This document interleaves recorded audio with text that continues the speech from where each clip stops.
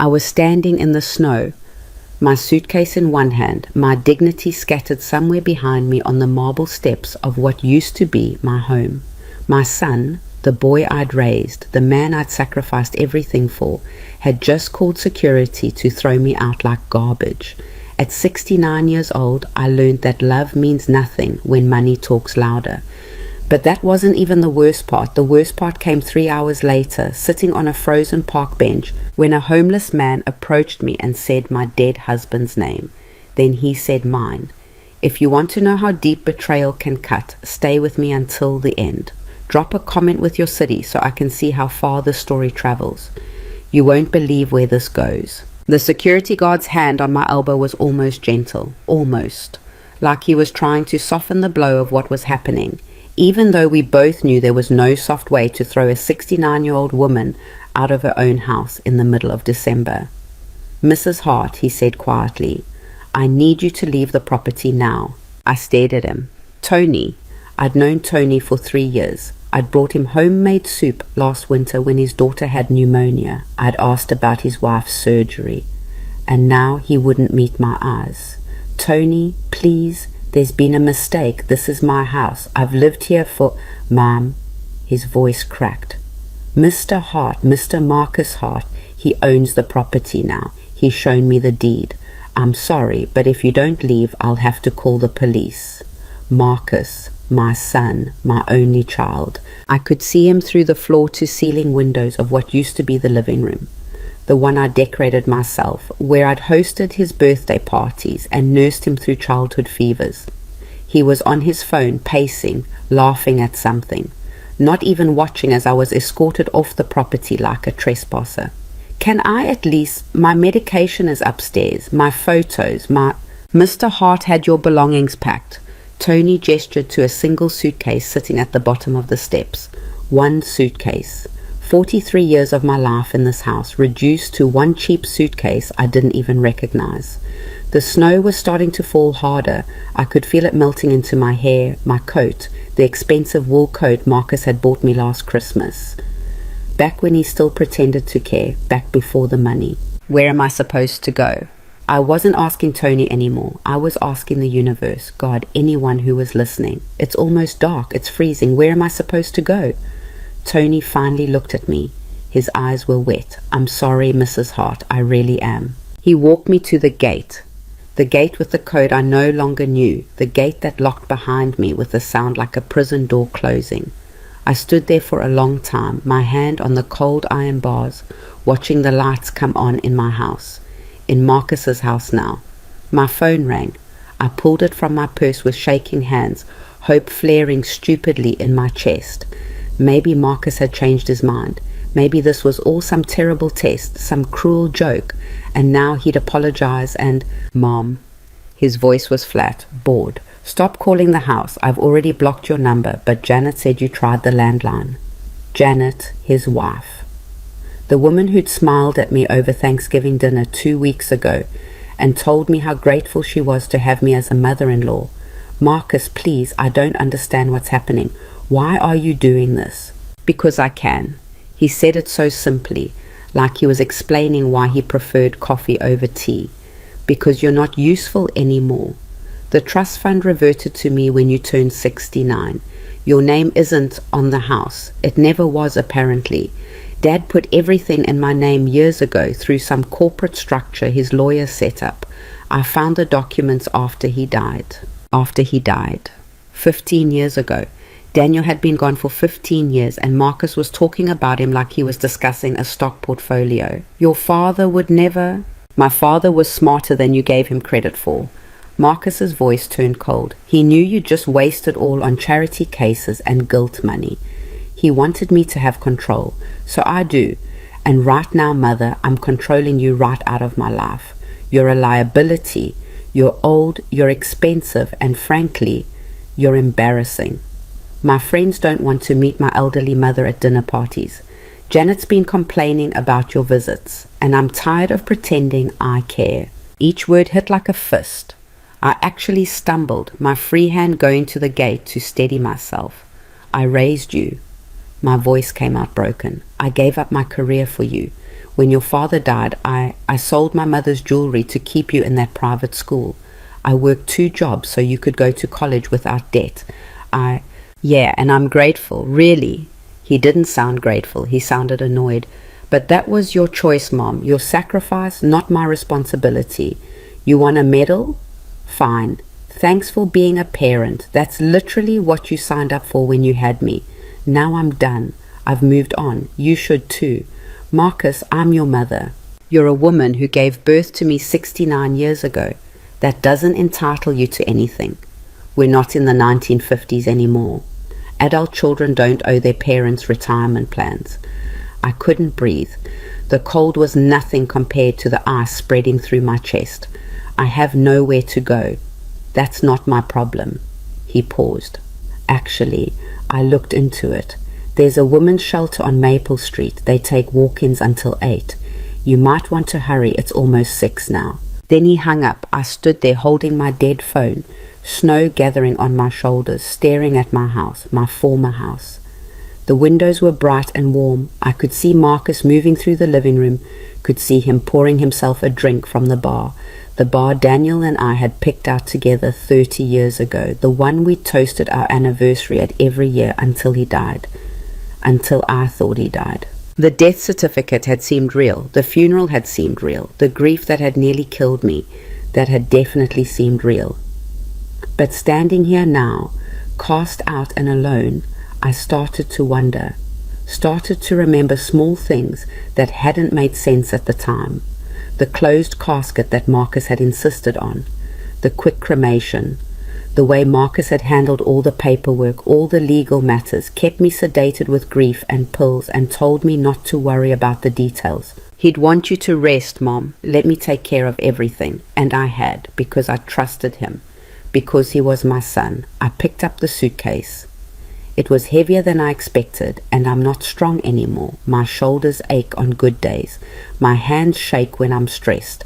I'm 69 years old, and I'm standing in the snow outside my own locked gate with nowhere to go and $11 in my purse because Marcus had cleaned out our joint account this morning. Our joint account. The one I'd set up when he was 18, meant to help him with college expenses. The one I'd never removed him from because I never imagined I'd need to protect myself from my own child. The walk to Maple Street took 40 minutes. My coat wasn't warm enough. My shoes weren't made for this much snow. By the time I found the shelter, my feet were numb and my face was burning with cold. There was a line outside. Women, younger than me, older than me, some with children clinging to their coats, all waiting for the doors to open. All of us with the same look in our eyes. That hollow shock of realizing the safety net you counted on never existed. First time? The woman next to me was maybe 40, with a black eye poorly covered by makeup and a garbage bag instead of a suitcase. Yes, my voice sounded strange, distant. My son, he threw me out. She nodded like this was normal, like adult children discarding their parents was just something that happened. Mine was my boyfriend, yours is worse though. Family cuts deeper. The doors opened. We shuffled inside, a mass of displaced women, invisible women the world had decided weren't worth protecting anymore. The intake worker was kind but exhausted. She'd heard every story. Ours weren't special. "We're at capacity," she told me gently, "but we might have a spot opening up in a few hours. Can you wait?" I nodded. Where else was I going to go? The waiting room smelled like industrial cleaner and desperation. I sat in a plastic chair, my suitcase at my feet, and tried not to cry, tried not to think about Marcus in my house, sleeping in his childhood bedroom, or maybe my bedroom now, stretched out like he owned the place. Because he did own the place. The woman with the black eye sat down next to me. "You got any family? Anyone you can call?" I thought I did. I laughed, and it came out bitter. Turns out I was wrong. Yeah, that's usually how it goes. She pulled out a cigarette, saw the no smoking sign, put it back. My mom told me I was being dramatic, said I probably deserved it, said I should go back and apologize. For what? Existing, I guess, she shrugged. Some people don't want to see the truth. It's easier to blame the victim than accept that someone they know is a monster. Monster. Was Marcus a monster, or was he just modern, practical, living in a world where family obligations were outdated, where children didn't owe their parents anything, where love was transactional and I'd failed to keep up my end of the bargain by getting old? No, that wasn't right. That wasn't how it was supposed to work. But try telling that to my empty bank account. Try telling that to the lock gate and the security guard, and my son's bored voice telling me I was embarrassing. "I'm Evelyn," I said quietly. "Denise." She smiled, but it didn't reach her eyes. "Welcome to the club. Nobody wants to join." At 9:30, the intake worker came back. She had good news. Someone had checked out early. There was a bed available. I'd have to share a room with 3 other women, and I could only stay for 30 days. But it was warm and safe and better than the alternative. The alternative being the street, being the park benches I'd passed on my walk here, already occupied by people wrapped in cardboard and sleeping bags. People who'd probably started out just like me. One bad break, one betrayal, one moment when the floor fell out from under them and nobody caught them on the way down. I took the bed. I lay awake all night listening to Denise cry quietly in the bunk below me, listening to someone else's nightmares, listening to the radiator clank and hiss, thinking about Marcus, thinking about Daniel, thinking about the moment I'd identified the body, except I hadn't, had I? It had been closed casket. "Too damaged in the accident, Mom. You don't want to see him like that. Remember him how he was." And I'd listened. I'd been so deep in grief I couldn't think straight. I'd let Marcus handle everything. The more I thought about it, the more wrong it felt. Daniel had been driving home from a business trip. Single car accident on a rural highway. No witnesses. The police report had been brief. Marcus had shown it to me once, then filed it away. "You don't need to keep reading it, Mom. It's just going to hurt." But what if it hadn't been an accident? What if it hadn't been Daniel in that car at all? What if my husband was still alive somewhere and Marcus had lied about everything? I must have fallen asleep eventually because I woke up to weak winter sunlight coming through the shelter windows and Denise shaking my shoulder. "Hey, breakfast is in 10 minutes. You want to come?" I didn't want to eat. I didn't want to do anything. But Denise was trying to be kind, and kindness was in short supply these days. So I nodded and followed her to the dining hall. The food was institutional. Watery oatmeal, burnt toast, coffee that tasted like hot water with regret. But it was free, and it was food, and I was grateful. I'd spent my whole life taking meals for granted. Now I understood why people cried over a warm breakfast. "What's your plan?" Denise asked, spreading margarine on her toast with the concentration of someone performing surgery. "I don't have one." "You better get one. 30 days goes fast." She bit into her toast, made a face. "You got any skills? Anything you can do for work?" I was a nurse before Marcus was born, 43 years ago. I don't know if I could still. Nah, nursing homes are always hiring. CNAs, cleaning, kitchen work, pays shit, but it's something. Denise pulled out her phone, cracked screen, battery at 3%. "I can give you some numbers. My cousin works at Meadowbrook. She says they're desperate." "Thank you." My voice cracked. I don't know how to do this." "None of us do." Denise reached over and squeezed my hand. Her fingers were cold. "But you figure it out because the alternative is dying, and spite's a hell of a motivator. Every day I don't go crawling back to Jason is a day I win. You feel me?" I nodded. Every day I didn't call Marcus begging was a day I kept my dignity, what little was left of it. After breakfast, I went to the shelter's resource center. They had computers, phones, job listings. A social worker named Patricia sat down with me and went through my options. "Do you have your social security card, birth certificate?" In my suitcase, Marcus gave me some documents. I checked last night. He'd packed my papers probably so I couldn't claim he'd kept them. One small mercy in a sea of cruelty. Good, that's good. Patricia typed something. "Any income, savings, assets?" "No." He cleaned out our joint account, and the house was apparently never in my name. Patricia's expression didn't change, but I saw something flicker in her eyes. Pity, anger. She'd seen this before. We can help you apply for emergency assistance, food stamps, Medicaid if you don't have insurance. There's a program for senior citizens in crisis. I'm not a senior citizen. The words came out sharp. I'm 69. I'm not old. Patricia looked at me, really looked at me, and in her eyes I saw the truth.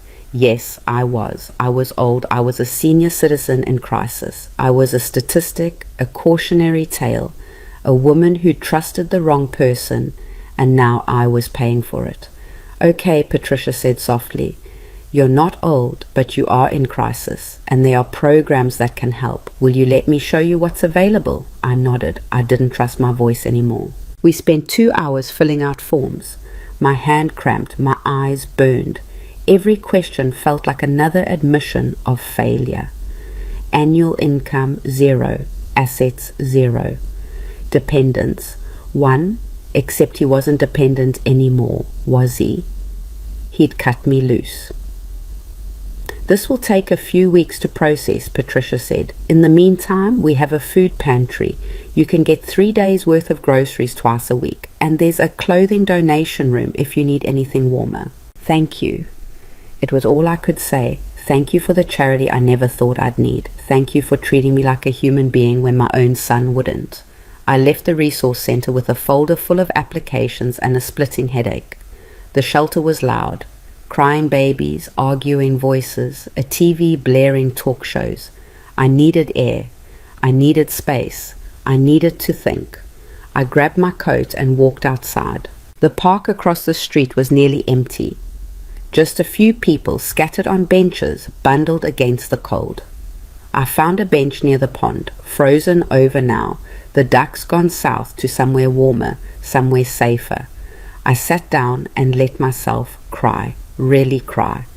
Not the quiet tears from last night, but deep, ugly sobs that shook my whole body. I cried for the life I'd lost, for the son who'd betrayed me, for the husband I'd mourned, for the future I'd imagined that would never exist now. Evelyn? The voice came from behind me, a man's voice, rough, hesitant, impossibly familiar. I turned around. He was homeless, that was obvious. Layers of dirty clothes, a sleeping bag rolled under his arm, a backpack held together with duct tape. His hair was long and grey, his beard unkempt. His face was weathered, carved with lines that hadn't been there 15 years ago. But his eyes were the same. No. I stood up so fast I almost fell. No, you're dead. You died. I went to your funeral. Evelyn, please. He stepped closer and I stepped back. I know I can't imagine what you're thinking right now, but I need you to listen to me. You're not real. You're not. This is a breakdown. I'm having a breakdown. I was backing away, my hand fumbling for my phone. You're dead. Daniel is dead. Marcus said. Marcus lied. His voice broke on our son's name. Evelyn. Marcus lied about everything. The park was spinning. The ground felt unstable beneath my feet. This couldn't be happening. This couldn't be real. Prove it. My voice came out hard. Tell me something only Daniel would know. He looked at me for a long moment. Then he said, our wedding night.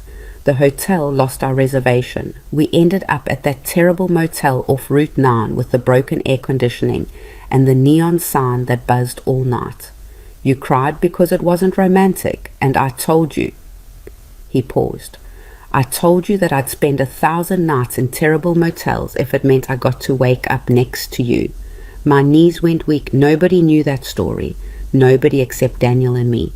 You kept a photo in your wallet, he continued quietly. Marcus at age 3, wearing your father's too big hat. You called it your favorite picture because he was laughing and you said you wanted to remember him happy. I was shaking now. How is this possible? Can we sit down, please? He gestured to the bench. This is going to take a while to explain. I sat. I didn't have any other choice. My legs wouldn't hold me anymore. Daniel sat down beside me, careful to leave space between us, like he knew I couldn't handle him being too close, like he remembered how I processed shock. He remembered, because he was real. He was here. He was alive. 15 years ago, he began. I was driving home from that conference in Boston. You remember? The Medical Device Expo. I nodded. I remembered. I'd kissed him goodbye at the door, told him to drive safely, said I'd have dinner waiting when he got back. I'd never made that dinner. I stopped for gas about an hour outside the city. There was a man there. Looked like he was having car trouble. I offered to help. You know how I am. Was how I was. He rubbed his face. He pulled a gun, told me to get in his car, drove me to this place, a warehouse, I think. There were other people there, men in suits. They said they worked for Marcus. My blood turned to ice. Marcus hired someone to kidnap you? Not exactly. He hired someone to make me disappear. Daniel's hands were shaking. They had paperwork, legal documents. They said Marcus had been planning this for months, that he'd found some loophole in the business structure, the company your father left us. If I was declared dead and you were deemed mentally incompetent, everything would go to him. That's insane. Marcus was 24 years old. He was still in graduate school. He was ambitious. Daniel's voice went flat. They explained it all to me, very proud of themselves. Marcus had hired a team, lawyers, forensic accountants, people who specialized in making problems disappear. They'd staged the accident, burned someone else's body beyond recognition, filed all the right paperwork. By the time I understood what was happening, I was already legally dead. Why didn't you come home? Why didn't you find me? They told me you were dead too. His voice cracked completely. They showed me a death certificate. Said you'd had a heart attack from the grief. Said Marcus was your sole heir and he'd arranged everything. They had photos of a funeral, of Marcus standing over a grave with your name on it. Oh God, oh God. They gave me a choice, Daniel continued. Disappear quietly, take the money they offered, and start over somewhere far away. Or refuse, and they'd make me disappear permanently, and they'd do the same to you if you started asking questions. You believed them. I saw your death certificate, Evelyn. I saw photos. He was crying now, tears cutting through the dirt on his face. I couldn't risk them hurting you, even if you were alive, even if it was all fake. I couldn't risk it. So I took their money, $50,000 in cash, and I left. 50,000. It came out hollow.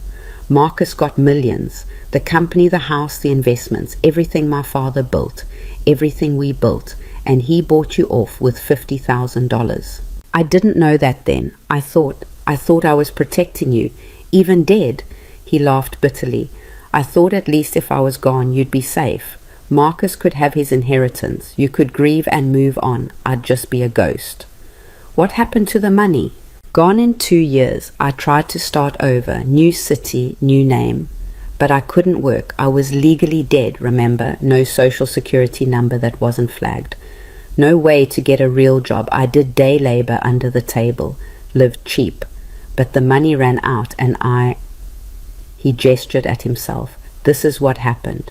This is what 15 years on the street does to a person. We sat in silence. The weight of it was crushing. 15 years. Marcus had stolen 15 years from us. How did you end up here? I finally asked. I've been moving around, following rumors, trying to piece together what really happened. Last year I heard something. A guy in a shelter in New York mentioned Marcus Hart. Said he was some big shot developer who'd screwed over his investors. I started looking into it. Found old newspaper articles. Found your name. And you came here. I've been here for 3 months trying to find you, trying to work up the courage to knock on your door. He looked at me. I watched the house sometimes. Saw you coming and going. You looked good, Evelyn, healthy, happy. I thought maybe I'd been wrong. Maybe you were better off without me. Maybe showing up would just hurt you more. When did you see me last? Yesterday morning. You were getting into a car with a younger woman, laughing about something. He paused. Was that Janet, Marcus's wife? Yes. The word tasted bitter. She was taking me to lunch, told me how much family meant to Marcus, how lucky I was to have a son who cared so much. I laughed, and it sounded deranged. 24 hours later, he threw me out. Daniel's head snapped up. What? I'm homeless too now, as of yesterday. Marcus claimed the house was never in my name, cleaned out our bank accounts, had security escort me off the property. I gestured at my shelter coat, my borrowed scarf. This is where I've been, across the street, at the women's shelter. The look on his face, rage and heartbreak and something I couldn't name. That's why I'm here, I continued, sitting on this bench, crying in the park like... I trailed off. Like you, Evelyn. He reached for my hand, then stopped himself. I'm so sorry, I'm so goddamn sorry. If I'd known, if I'd come back sooner. You thought I was dead. I should have checked, I should have. How? I cut him off. If they could fake your death well enough to fool me, they could fake mine well enough to fool you. This wasn't your fault, Daniel. This was Marcus, all of it. He was quiet for a moment. Then, what are we going to do? We. The word settled into my chest like a weight and a comfort all at once. I wasn't alone anymore. For the first time in 15 years, really, for the first time since yesterday morning, I wasn't alone. I don't know, I admitted. I don't have money, I don't have a lawyer, I don't even have a bank account anymore. And Marcus has everything, the house, the company, the lawyers, the power. But we have the truth. Daniel's voice was getting stronger. We have each other. We have proof that he committed fraud, multiple crimes. If we can find the right people, who's going to believe us? I gestured at our clothes, our situation. We're two homeless people claiming that a wealthy developer staged his father's death and stole millions. We look crazy. Then we find proof, documentation, something that can't be dismissed. He sat up straighter. The warehouse where they held me, I could find it again. The men who did this, some of them might still be around. If we can trace the money, find paper trails. Daniel, I put my hand on his arm, felt the bones too close to the surface, the muscles wasted from years of malnutrition. You've been on the street for 15 years. You're not. We're not in a position to fight him. Then what do you suggest? We just accept it, let him win? I'm not saying that. I squeezed his arm. I'm saying we need to be smart, strategic. We can't just charge in and expect justice to happen because we deserve it. The world doesn't work that way. He deflated a little. No, I guess it doesn't. We sat there as the sun moved across the sky. Other people came and went, mothers with strollers, joggers, someone walking a dog, normal people living normal lives, people who had homes to go back to and families who loved them. Had I ever been that naive? Had I ever believed the world was fair? There's a lawyer, I said slowly. Patricia, the social worker at the shelter, she mentioned someone. Free legal aid for seniors, elder abuse cases. Elder abuse. Daniel tested the words.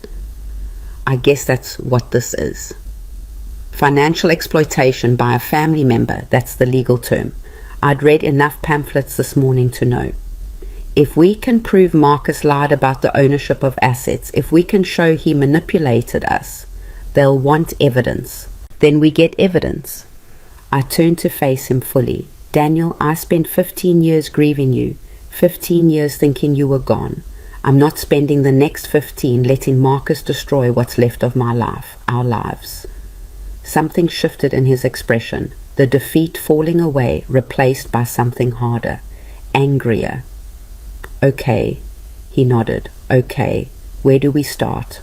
We start with me going back to the shelter and asking Patricia for that lawyer's number. We start with you. I hesitated. Do you have somewhere safe to stay? There's a men's shelter on Grove Street. I can usually get a bed there.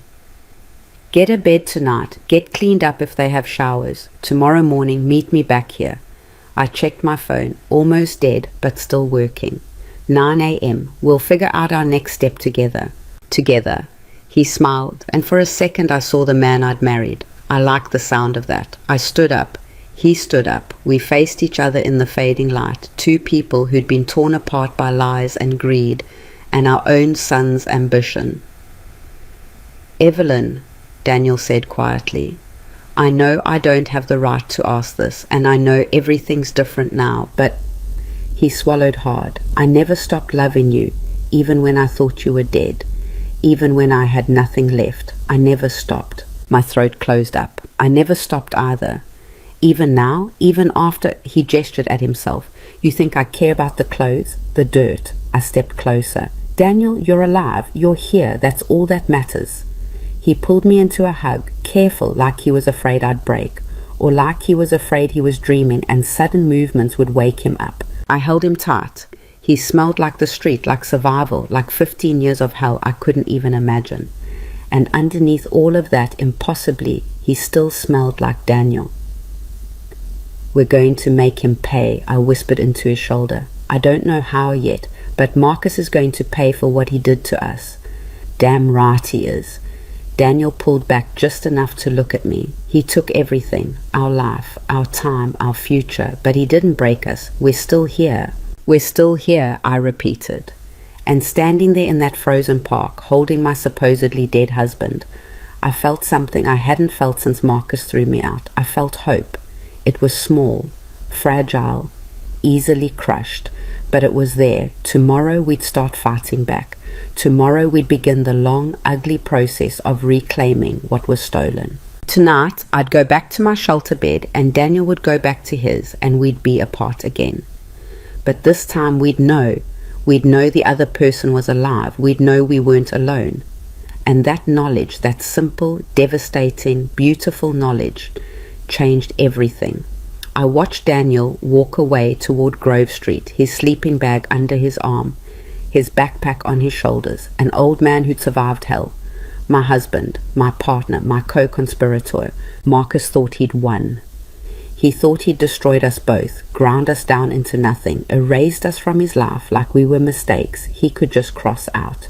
He was wrong. We were broken. We were poor. We were homeless. But we weren't gone. And before this was over, he was going to learn the difference. That night, I couldn't sleep again. I lay in my shelter bunk staring at the ceiling, listening to the sounds of 30 broken women trying to find rest. And all I could think about was Daniel's face, the way his eyes had looked when he'd said my name, the way 15 years had carved lines into his skin that shouldn't be there yet, the way his hands had shaken when he'd reached for me. Marcus had done that. My son had turned my husband into a ghost and then into a homeless man, and he'd done it so smoothly, so carefully, that neither of us had seen it coming. At 6 a.m., I gave up on sleep. I got dressed in the same clothes from yesterday. The shelter's donation room didn't open until 8, and went down to the common area. Patricia was already there, setting up for morning intake. She looked exhausted. I wondered if she ever got a full night's sleep, or if this job ate away at you until you were as hollowed out as the people you were trying to save. "You're up early," she said, not looking up from her clipboard. "I need that lawyer's number, the one you mentioned yesterday." Now she looked up. "You're ready to pursue legal action?" "I'm ready to do whatever it takes." She studied me for a moment, then nodded. "Okay, let me get you the information." She disappeared into her office and came back with a business card. "This is Margaret Chen. She specializes in elder financial abuse. She works on contingency for cases with strong evidence, which means she doesn't get paid unless you win." I took the card. The paper felt flimsy between my fingers, but the name was printed in bold letters. Margaret Chen, attorney at law, elder rights advocate. "There's something you should know," Patricia said quietly.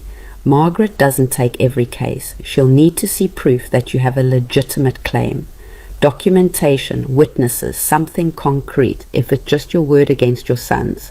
"It's not just my word anymore." I slipped the card into my purse. I found someone who can corroborate everything."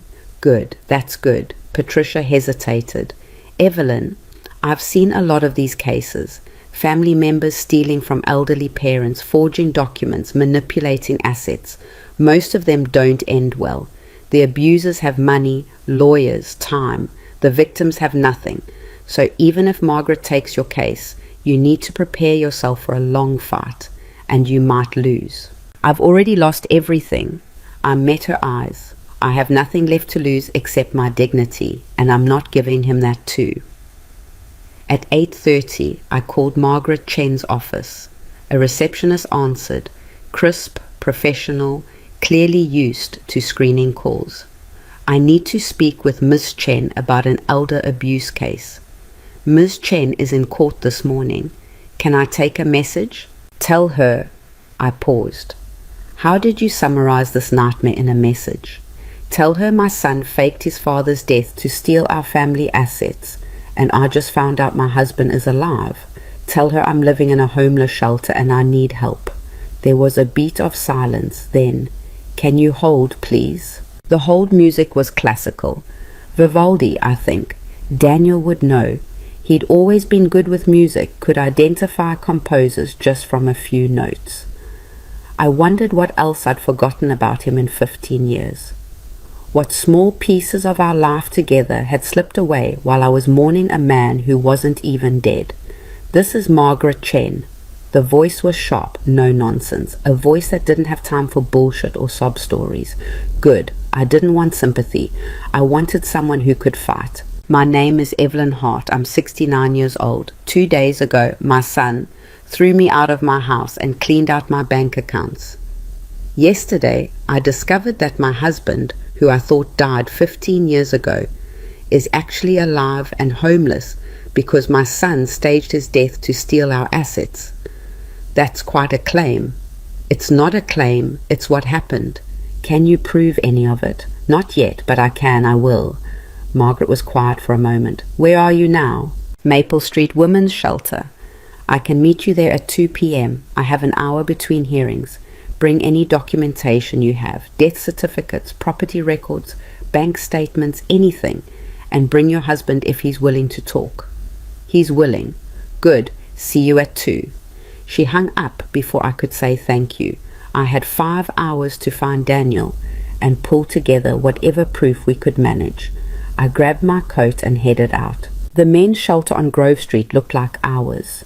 Same institutional beige walls, same smell of industrial cleaner fighting a losing battle against desperation. The woman at the front desk looked me up and down, taking in my shelter coat, my worn shoes. Residents only past this point. I'm looking for someone, Daniel Cross. He stayed here last night. She checked her computer. Left at 6:30. Morning service lets out at 6. Do you know where he might have gone? She shrugged. Library, maybe. That's where a lot of them go during the day.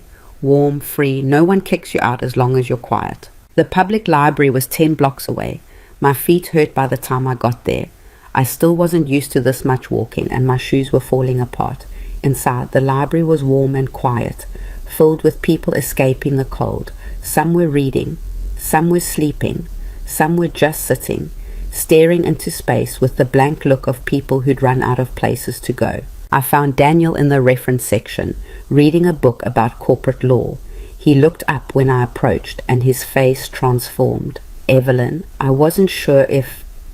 He trailed off. I thought maybe yesterday was a dream. Not a dream, nightmare maybe. I sat down next to him. I called a lawyer.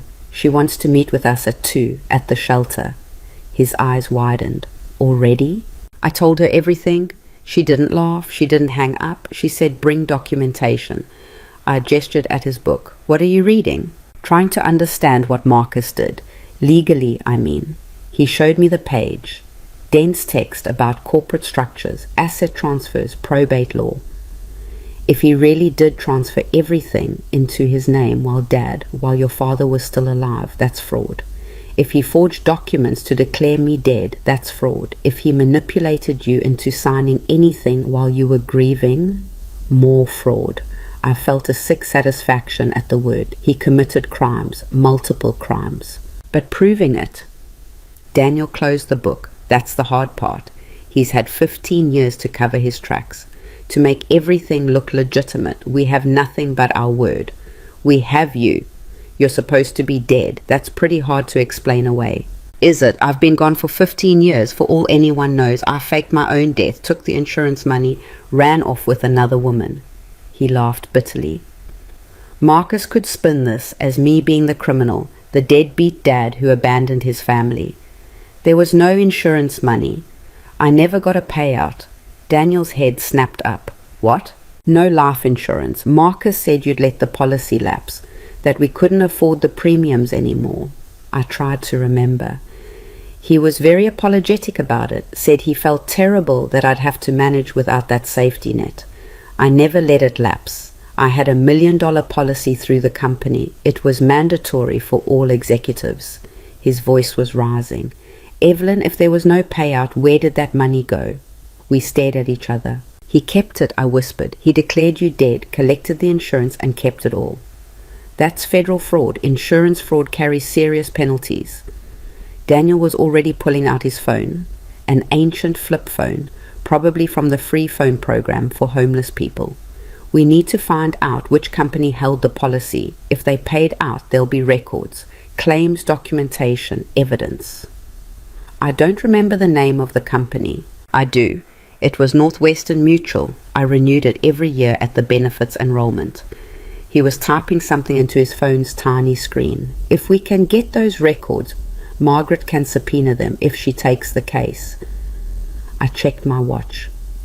We have 3 hours to put together everything we know, everything we can prove or corroborate. Can you write down a timeline, every detail you remember about the kidnapping, the people involved, where they took you? Yeah, I can do that. He was already reaching for a notebook, donated probably, pages half filled with someone else's notes. What about you? I'm going back through my memories. Every weird thing Marcus did after you died, every document he had me sign, every decision he made that didn't quite make sense. I pulled out my own phone, and I'm going to try to access our old bank records online. If he cleaned out the joint account, there should be transaction history. We spent the next 2 hours working in focused silence. Daniel wrote page after page of details, dates, times, descriptions of the men who'd kidnapped him, the layout of the warehouse, everything he could remember. I logged into the bank website, shocked when my old password still worked, and started downloading 15 years of statements. The numbers made me sick. Transfers out, thousands at a time, all going to accounts in Marcus's name. Some dated back to when Daniel was supposedly alive, which meant Marcus had been planning this for longer than we'd thought. He'd been slowly draining our assets for years, setting up his future, preparing for the moment when he'd take everything. Look at this. I showed Daniel the screen. March 2009, 2 months before your death. He transferred $50,000 from our savings to an LLC called Heart Holdings. I never approved that. Your signature is on the authorization form. I pulled up the scanned document. See? Daniel leaned in, squinting at the screen. That's not my signature. It's close, but look at the loop on the D. Mine goes up, this goes down. And the cross is too neat. I always rush the second half. He forged it. He forged it, Daniel confirmed. And if he did it once... We went through the record systematically, flagging every suspicious transaction. By the time we had to leave for the shelter, we'd identified over 40 transfers, totaling nearly $2 million, all signed with Daniel's forged signature, all moving money out of our accounts and into Marcus's control. This is evidence, I said, my heart pounding. Real evidence. Margaret can use this, if she believes us. Daniel looked nervous. Evelyn, I haven't showered in 3 days. I probably smell. I look like what I am. A homeless man. What if she thinks I'm crazy? Then I'll convince her you're not. I took his hand. We're in this together, remember? Margaret Chen was waiting for us in the shelter's conference room at exactly 2 p.m. She was younger than I'd expected, maybe early 40s, with sharp eyes and an expression that said she'd heard every lie and excuse in the book and wasn't interested in hearing them again. Mrs. Hart, and you must be Mr. Cross. She shook both our hands, her grip firm. Or should I say Mr. Hart? What name are you using these days? I'm legally dead, so I guess technically I don't have a name. Daniel's attempt at humor fell flat. Margaret didn't smile. Let's start with the documentation. What have you got? We spread everything out on the table. Bank statements, Daniel's timeline, the death certificate. I'd had a copy in my suitcase, kept all these years as a reminder of what I'd lost. My father's will, leaving the company to both Daniel and me, with provisions for Marcus only after our deaths. Property records, showing when the house had been transferred to Marcus's name 3 months after Daniel's supposed death, signed with my signature that I didn't remember giving. Margaret went through it all in silence, her pen moving across a legal pad, making notes. She spent a long time on the bank statements, cross-referencing dates and amounts. Then she looked up at Daniel.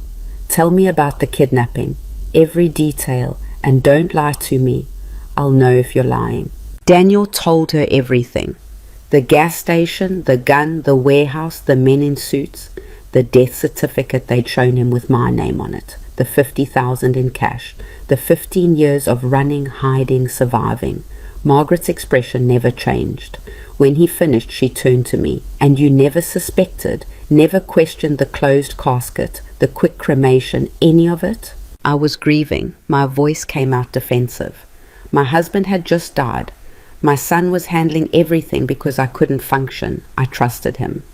"That trust is going to be a problem." "What do you mean?" "I mean any halfway decent defense attorney is going to argue that you willingly gave Marcus control, that you signed documents of your own free will, that you were competent at the time and you're only claiming manipulation now because you regret your choices."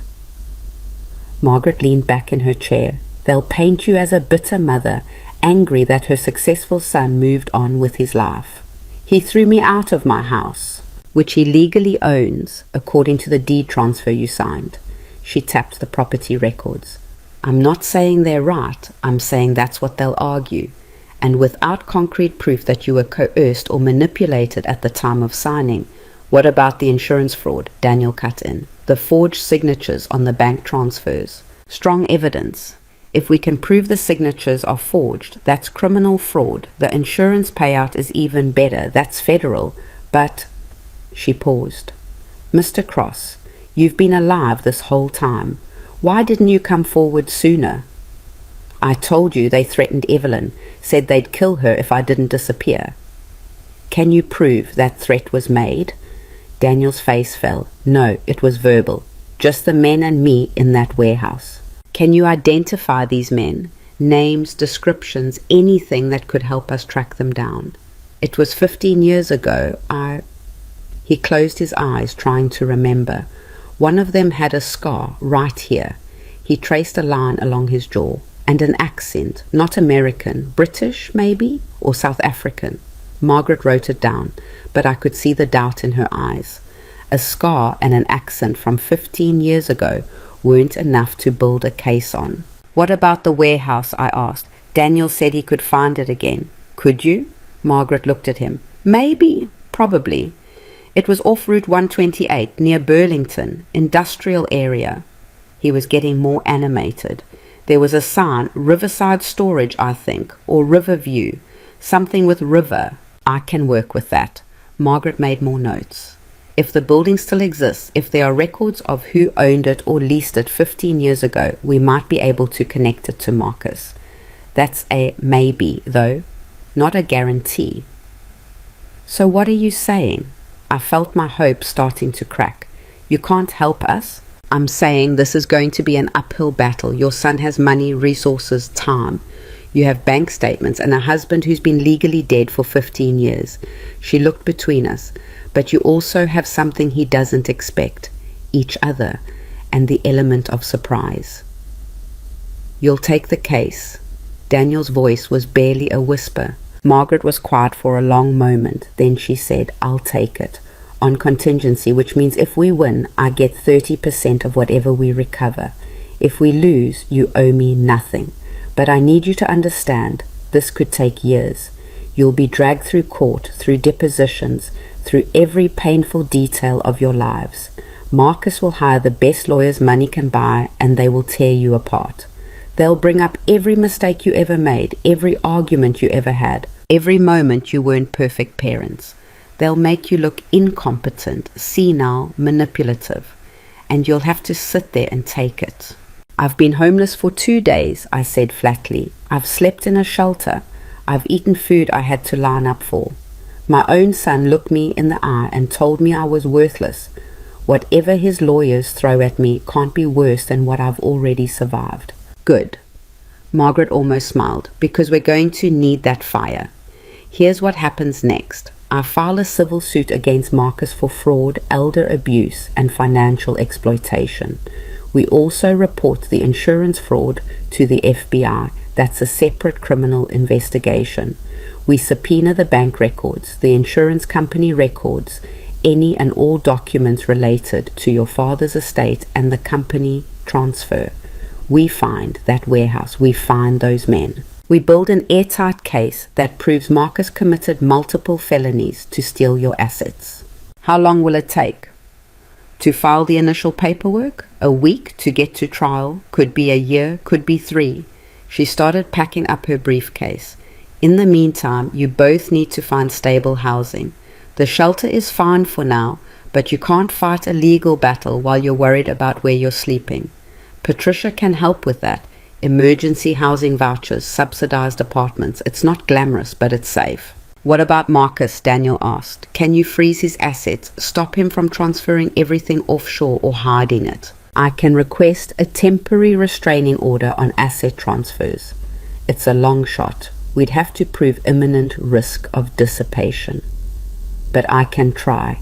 Margaret stood up. I'll be in touch in a few days once I've drafted the initial complaint. In the meantime, if Marcus contacts either of you, do not engage. Don't answer his calls. Don't respond to texts. Anything you say can and will be used against you. Understood? We both nodded. Margaret left, her heels clicking sharply against the linoleum floor. Daniel and I sat in silence, staring at the scattered documents on the table. Do you think we can actually win this? He asked quietly. I don't know. I gathered up the bank statements, organizing them back into chronological order. But I know we have to try, because the alternative is letting Marcus get away with it, and I can't live with that. Me neither. Daniel reached across the table and took my hand. His fingers were rough, calloused from years of manual labor and street survival. Evelyn, I need to tell you something. The way he said it made my stomach drop. What? When they gave me that money, the 50,000, I didn't use it all on living expenses. He wouldn't meet my eyes. I spent some of it on alcohol, drugs for a while, trying to forget, trying to numb it all. And I made mistakes. Got arrested a few times. Nothing major. Public intoxication, loitering. But it's on my record. And when Marcus's lawyers find out, they'll use it to discredit you. Yeah. He finally looked up. They'll say I'm an addict, unreliable, that my testimony can't be trusted. I should have been angry. Should have felt betrayed that he'd wasted the money, made choices that could now hurt our case. But all I felt was tired. Are you still using? No, been clean for 8 years, but that doesn't erase what I did. Then we tell Margaret, we get ahead of it. I squeezed his hand. Daniel, you survived 15 years of hell. You did what you had to do to get through it. I'm not going to judge you for that, even if it costs us the case. Even then, I meant it. I'd rather lose with you than win alone. He pulled me into a hug, and I felt him shaking. Not from cold this time, from relief, from the weight of carrying that secret and finally putting it down. We should go, I said eventually. It's almost dinner time at the shelter. If we're late, we miss the meal. Walking back together, I thought about Margaret's words. Years. This could take years. Years of fighting, struggling, reliving every moment of betrayal. Years of uncertainty while Marcus lived in comfort, probably not even worried. Probably confident that his expensive lawyers would make us go away. But we had time. That was the thing he'd forgotten. He'd given us time. 15 years stolen, yes, but also 15 years of rage that had nowhere to go until now. 15 years of grief that could be transmuted into something sharper, something dangerous. We ate dinner in our separate shelters, men and women divided, even in poverty, and I lay in my bunk that night thinking about next steps. Margaret would file the papers. The FBI would investigate the insurance fraud, but there had to be more we could do. More ways to expose what Marcus had done. The woman in the bunk below me, Denise, rolled over and whispered up, "You okay? You've been tossing and turning for an hour. Just thinking about your son." I told her the basics yesterday. Not everything, not Daniel, not yet, but enough. Enough that she understood. Yeah. My ex found me last week. Denise's voice was flat. Waited outside the shelter. Told me he'd changed, that he was sorry, that if I just came back everything would be different. Did you go? almost did, because it's hard, being here, being alone. And he was saying all the right things. She paused. Then I remembered what my therapist said, that abusers don't change, they just get better at manipulating. So I walked past him like he didn't exist, and you know what he did? What? Called me a bitch and drove away. She laughed, but it sounded broken. Showed me real quick who he actually was. Not the nice guy apologizing.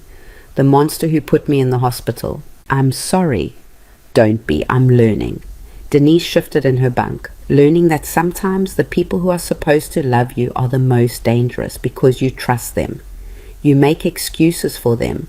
You think if you just try harder, love them better, they'll finally see your worth. But they won't. No, they won't. Because to them, you're not a person. You're a thing. Something they own. Something they use. Her voice got quieter. Your son sees you as a thing, Evelyn. Something he used when he needed you. Something he discarded when he didn't. And fighting him isn't going to change that. It's not going to make him love you. I know, my throat was tight. I'm not fighting to get his love back. I'm fighting because he doesn't get to do this. He doesn't get to destroy people and walk away clean. Good, Denise said. Then you might actually win. I finally fell asleep sometime after midnight, and I dreamed of Daniel. Not the homeless man from the park, but the Daniel I'd married. Young, strong, laughing at some joke I couldn't remember. In the dream, Marcus was a little boy again, and Daniel was teaching him to ride a bike, running alongside him, hands ready to catch him if he fell. I've got you, Dream Daniel said. I'll always have you. But when little Marcus looked back, his face was wrong. Too old, too cold. And he pedaled faster, leaving Daniel behind, and I woke up with tears on my face and the certainty that we'd lost our son long before he'd ever thrown us away. He'd never been ours, not really. We'd just been the people raising him, feeding him, loving him, but inside he'd always been separate, always been calculating, always been planning the moment when he could finally be free of the burden of us. And the worst part, the part that made me want to scream, was that I'd seen it. Small moments throughout his childhood when the mask had slipped, when he'd been cruel to other children and shown no remorse, when he'd lied smoothly, easily, about things that didn't even matter, when he'd looked at me with those flat eyes and I'd felt a chill I'd immediately dismissed, because he was my son, my baby. And mothers don't think those thoughts about their children, except sometimes they should. Margaret called 6 days later. I was in the shelter's job training room, filling out applications for positions I was overqualified for and wouldn't get anyway, because nobody wants to hire a 69-year-old woman with a 15-year gap in her work history. My hands were cramping from writing the same information over and over when my phone buzzed. I filed the complaint this morning, she said without preamble. Marcus will be served within 48 hours. I also contacted the FBI about the insurance fraud. They're interested. My heart jumped. Interested how? Interested enough to open a preliminary investigation. No guarantees, but it's a start. I heard papers rustling. I need you and Daniel to come to my office tomorrow, 10 a.m. There's something you need to see. What is it? Just be there. She hung up. I found Daniel at the library again, this time reading a newspaper. He looked better than he had a week ago. The shelter had given him access to showers, a razor, clean clothes from their donation bin. He still looked thin, still looked tired, but he looked more like himself, more like the man I'd married. Margaret called, I said, sliding into the chair next to him. We have a meeting tomorrow, she filed the complaint. Daniel's face went pale. It's really happening. Yeah, it's really happening. I watched him carefully. Are you okay? I don't know. He folded the newspaper with shaking hands. For 15 years I've been invisible. Nobody looking at me. Nobody seeing me. And now we're about to make a lot of noise. Put ourselves out there. What if we're wrong? What if Marcus finds a way to spin this, make us look crazy? Then we look crazy together. I took his hand. Daniel, we can't back out now. I'm not saying back out. I'm saying I'm scared. He looked at me with those eyes that had seen too much. I've gotten used to being nothing. Nobody. And you're asking me to stand up in court and say I matter, that what happened to me matters. What if I can't do it? You did it with Margaret. You told her everything. That was different. That was one person in a private room. Court is... He trailed off. It's public. It's permanent. And Marcus will be there, looking at me, judging me. Let him look. I squeezed his hand harder. Let him see what he did to you. Let him face it. We met Margaret at her office the next morning. It was small, 2 rooms above a Korean restaurant, the smell of kimchi seeping through the floorboards. But it was hers. Photos on the wall showed her shaking hands with elderly clients, accepting awards, speaking at conferences. This was a woman who'd built something real. She didn't waste time with pleasantries. Sit down, I need to show you what I found. She spread documents across her desk. Corporate filings, tax returns, property records, all with Marcus's name on them, all dated from the last 15 years, and all showing a pattern. Your son didn't just steal from you, Margaret said. He's been running a systematic operation.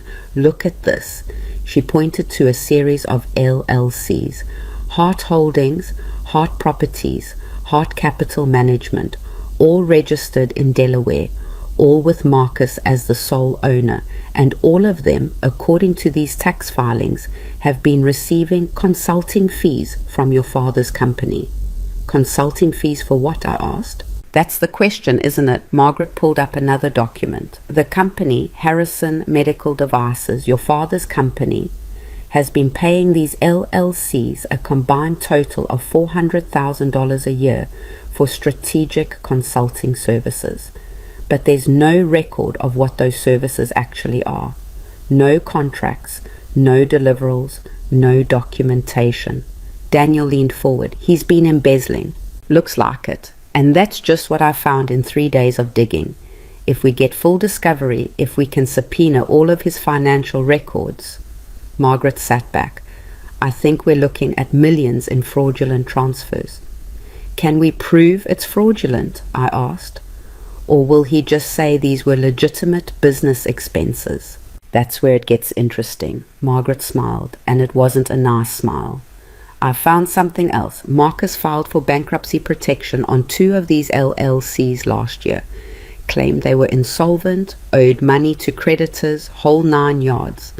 Bankruptcy court approved the filings, and the debts were discharged. So if the LLCs were insolvent, where did the consulting fees go? They should show up as income, as assets, but they don't. She tapped the documents, which means either Marcus was lying to the bankruptcy court about the companies being broke, or he was hiding assets. Either way, it's fraud. I felt something sharp and hot rising in my chest. Not quite hope. Sharper than that, hungrier. You're saying we can prove he's a criminal? I'm saying we're building a very strong case. The insurance fraud, the forged signatures, the embezzlement, the bankruptcy fraud, it's all adding up. Margaret looked at both of us. But there's something else. Something you need to prepare for. The way she said it made my skin prickle. What? I did a background check on Marcus, professional curiosity, and I found something in his personal life that's concerning. She pulled out a printout from a gossip website. Recognize her? The photo showed Marcus at some charity gala, arm around a woman who wasn't Janet. Younger, beautiful, wearing a dress that probably cost more than my monthly shelter stay. Who is she? Sophia Chen, 28 years old, works as a marketing consultant for Heart Holdings. Margaret's tone made it clear what kind of consulting was happening. They've been seen together at multiple events over the past 6 months, and according to my sources, Janet has no idea. Daniel made a disgusted sound. He's cheating on his wife. More than that, Margaret pulled out another document. Sophia Chen just purchased a condo in downtown Boston. Cash purchase. $1.2 million, and guess whose name is on the LLC that actually owns the property? Marcus, I whispered. Bingo. He bought his mistress a condo and hid the purchase through a shell company. Margaret leaned forward. Here's what I'm thinking. We leak this to Janet. Let her know her husband isn't just a fraud and a thief. He's also a cheater who's been using stolen money to fund his affair. Why? Daniel asked. Because hell hath no fury like a woman scorned. Janet knows things. She's been living with Marcus, watching him work, probably signing joint tax returns. If we can flip her, get her to cooperate with our case, she becomes a witness, an insider. Margaret's smile got wider. And Massachusetts is a fault divorce state. If Janet files for divorce citing adultery and fraud, she could take half of everything Marcus has, which means half of what he stole from you. I thought about Janet, the way she'd smiled at me over Thanksgiving dinner, the way she'd driven me to lunch and talked about family values, the way she'd probably known on some level that Marcus was kicking me out and hadn't said a word to stop it. Do it, I said. Margaret nodded. I will have the information delivered to her by the end of the week, anonymously, of course. We don't want it traced back to us. She started gathering the documents. In the meantime, Marcus is going to be served with a lawsuit tomorrow. He'll probably call you, maybe threaten you, maybe try to negotiate. Under no circumstances should you engage with him. If he shows up at the shelter, you call the police. If he calls, you hang up. Clear? Clear, we both said. Walking back to the shelter, Daniel was quiet. Too quiet. I knew that look. He was spiraling, getting lost in his own head. Talk to me, I said. I keep thinking about when he was little, Marcus. Daniel's voice was distant. He had this hamster, remember? 3rd grade, he begged us for months until we finally gave in. I remembered. Mr. Whiskers, a fat brown hamster that Marcus had promised to take care of. He loved that hamster for about 2 weeks, Daniel continued. Fed it, cleaned the cage, spent hours watching it run on its wheel. Then he got bored, started forgetting to feed it, left the cage dirty. And when we'd remind him, he'd get angry, say we were nagging him, say it wasn't his job to take care of stupid animals. The hamster died, I said quietly. I'd found it one morning curled up in the corner of its filthy cage, starved and dehydrated. And Marcus didn't cry, didn't even seem sad. He just shrugged and said, "Can I get a dog instead?" Daniel stopped walking. That's when I should have known. That's when I should have seen it. But I told myself he was just a kid, that he'd grow out of it, that we could teach him empathy, teach him to care. You can't teach someone to have a soul, Daniel. No, I guess you can't. He looked at me. Do you think he was born like this, or did we do something wrong, miss something important? It was the question I'd been asking myself every night, the question that kept me awake, staring at the ceiling, running through every moment of Marcus's childhood, looking for the point where we'd failed. I don't know, I admitted. Maybe both, maybe neither. Maybe some people are just broken in ways that can't be fixed, and we were unlucky enough to create one. That's a hell of a thing to live with. Yeah, it is. We walked the rest of the way in silence, and when we got to the shelter, there was a black Mercedes parked across the street. My stomach dropped even before I saw who was inside, Marcus. He got out when he saw us, dressed in a suit that probably cost more than the car, looking every inch the successful businessman, the respectable son, the man who definitely hadn't thrown his elderly mother onto the street. Mom, he said it like we'd just run into each other at the grocery store. Casual, pleasant. We need to talk. No, we don't. I kept walking toward the shelter entrance. Yes, we do. His voice hardened. Because you just made a very stupid mistake. I stopped, turned around. Is that a threat? It's a fact. He glanced at Daniel and his lip curled. So this is him. The dead husband. Looking a little rough there, Dad. Street life, not agreeing with you. Daniel's hands clenched into fists, but he didn't move. What do you want, Marcus? I asked. I want you to drop this ridiculous lawsuit before you embarrass yourself. He pulled out his phone, pulled up something, showed it to me. I had my lawyers look at your case. You have nothing. Some bank statements that I can easily explain, a conspiracy theory about insurance fraud that you can't prove, and a homeless man claiming to be my dead father who's probably just some con artist you found at the shelter. I'm not a con artist, Daniel said quietly. I'm your father. My father is dead, died 15 years ago, buried him myself. Marcus put his phone away. This man is nobody, and when my lawyers are done with him, everyone will know it. DNA test, I said.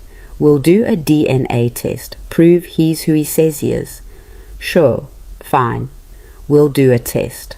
Marcus shrugged.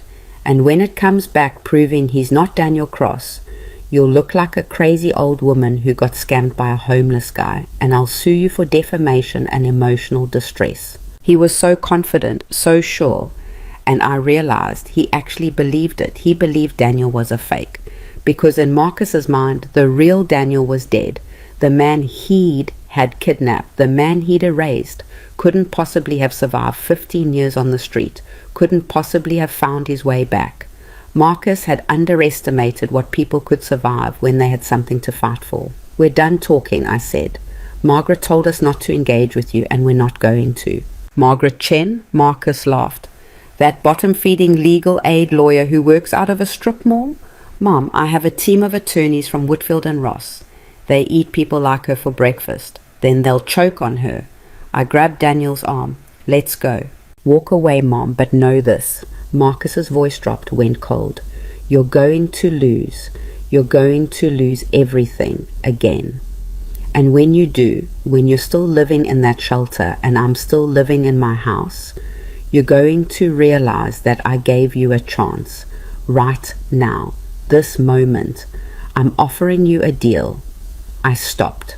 Hated myself for stopping, but I stopped. What deal? Drop the lawsuit, stop this nonsense, and I'll give you a monthly stipend, say $2,000, enough to rent a small apartment, buy groceries, live with dignity.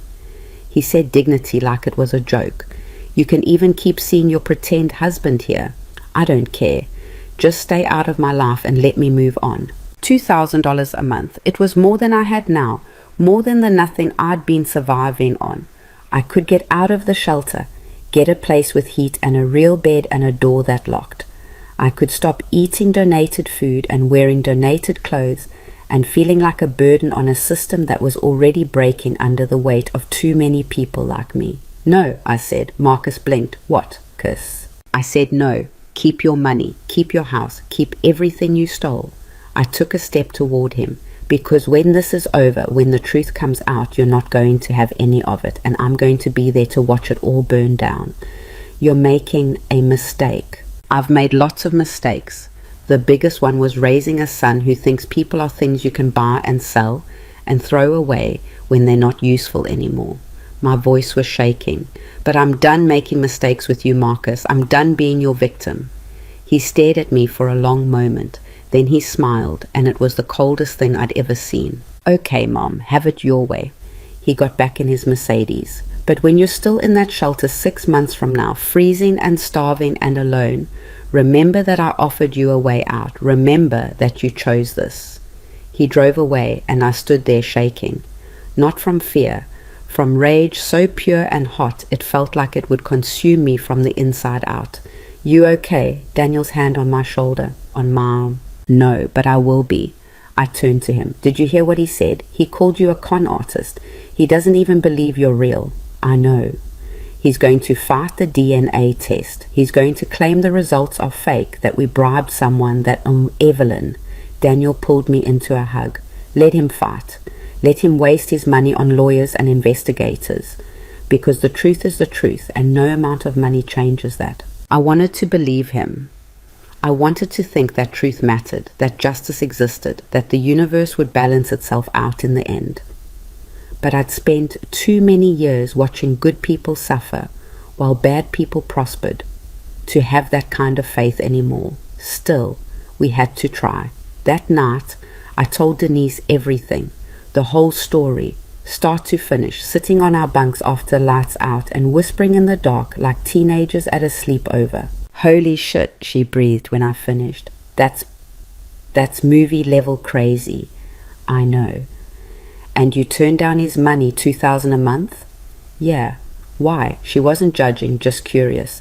Evelyn, that's a lot of money. That's a life. It's blood money. It's him buying my silence, buying my dignity, buying my right to be angry. I lay back on my thin mattress, and I'm not for sale. Most people are, though, for the right price. Denise was quiet for a moment. My ex offered me money once, after the hospital, after the restraining order. His lawyer came to me with a settlement, $25,000 if I agreed not to press charges, not to testify, not to talk about what happened. Did you take it? Almost did, because $25,000 was more money than I'd ever seen, more than enough to start over somewhere new.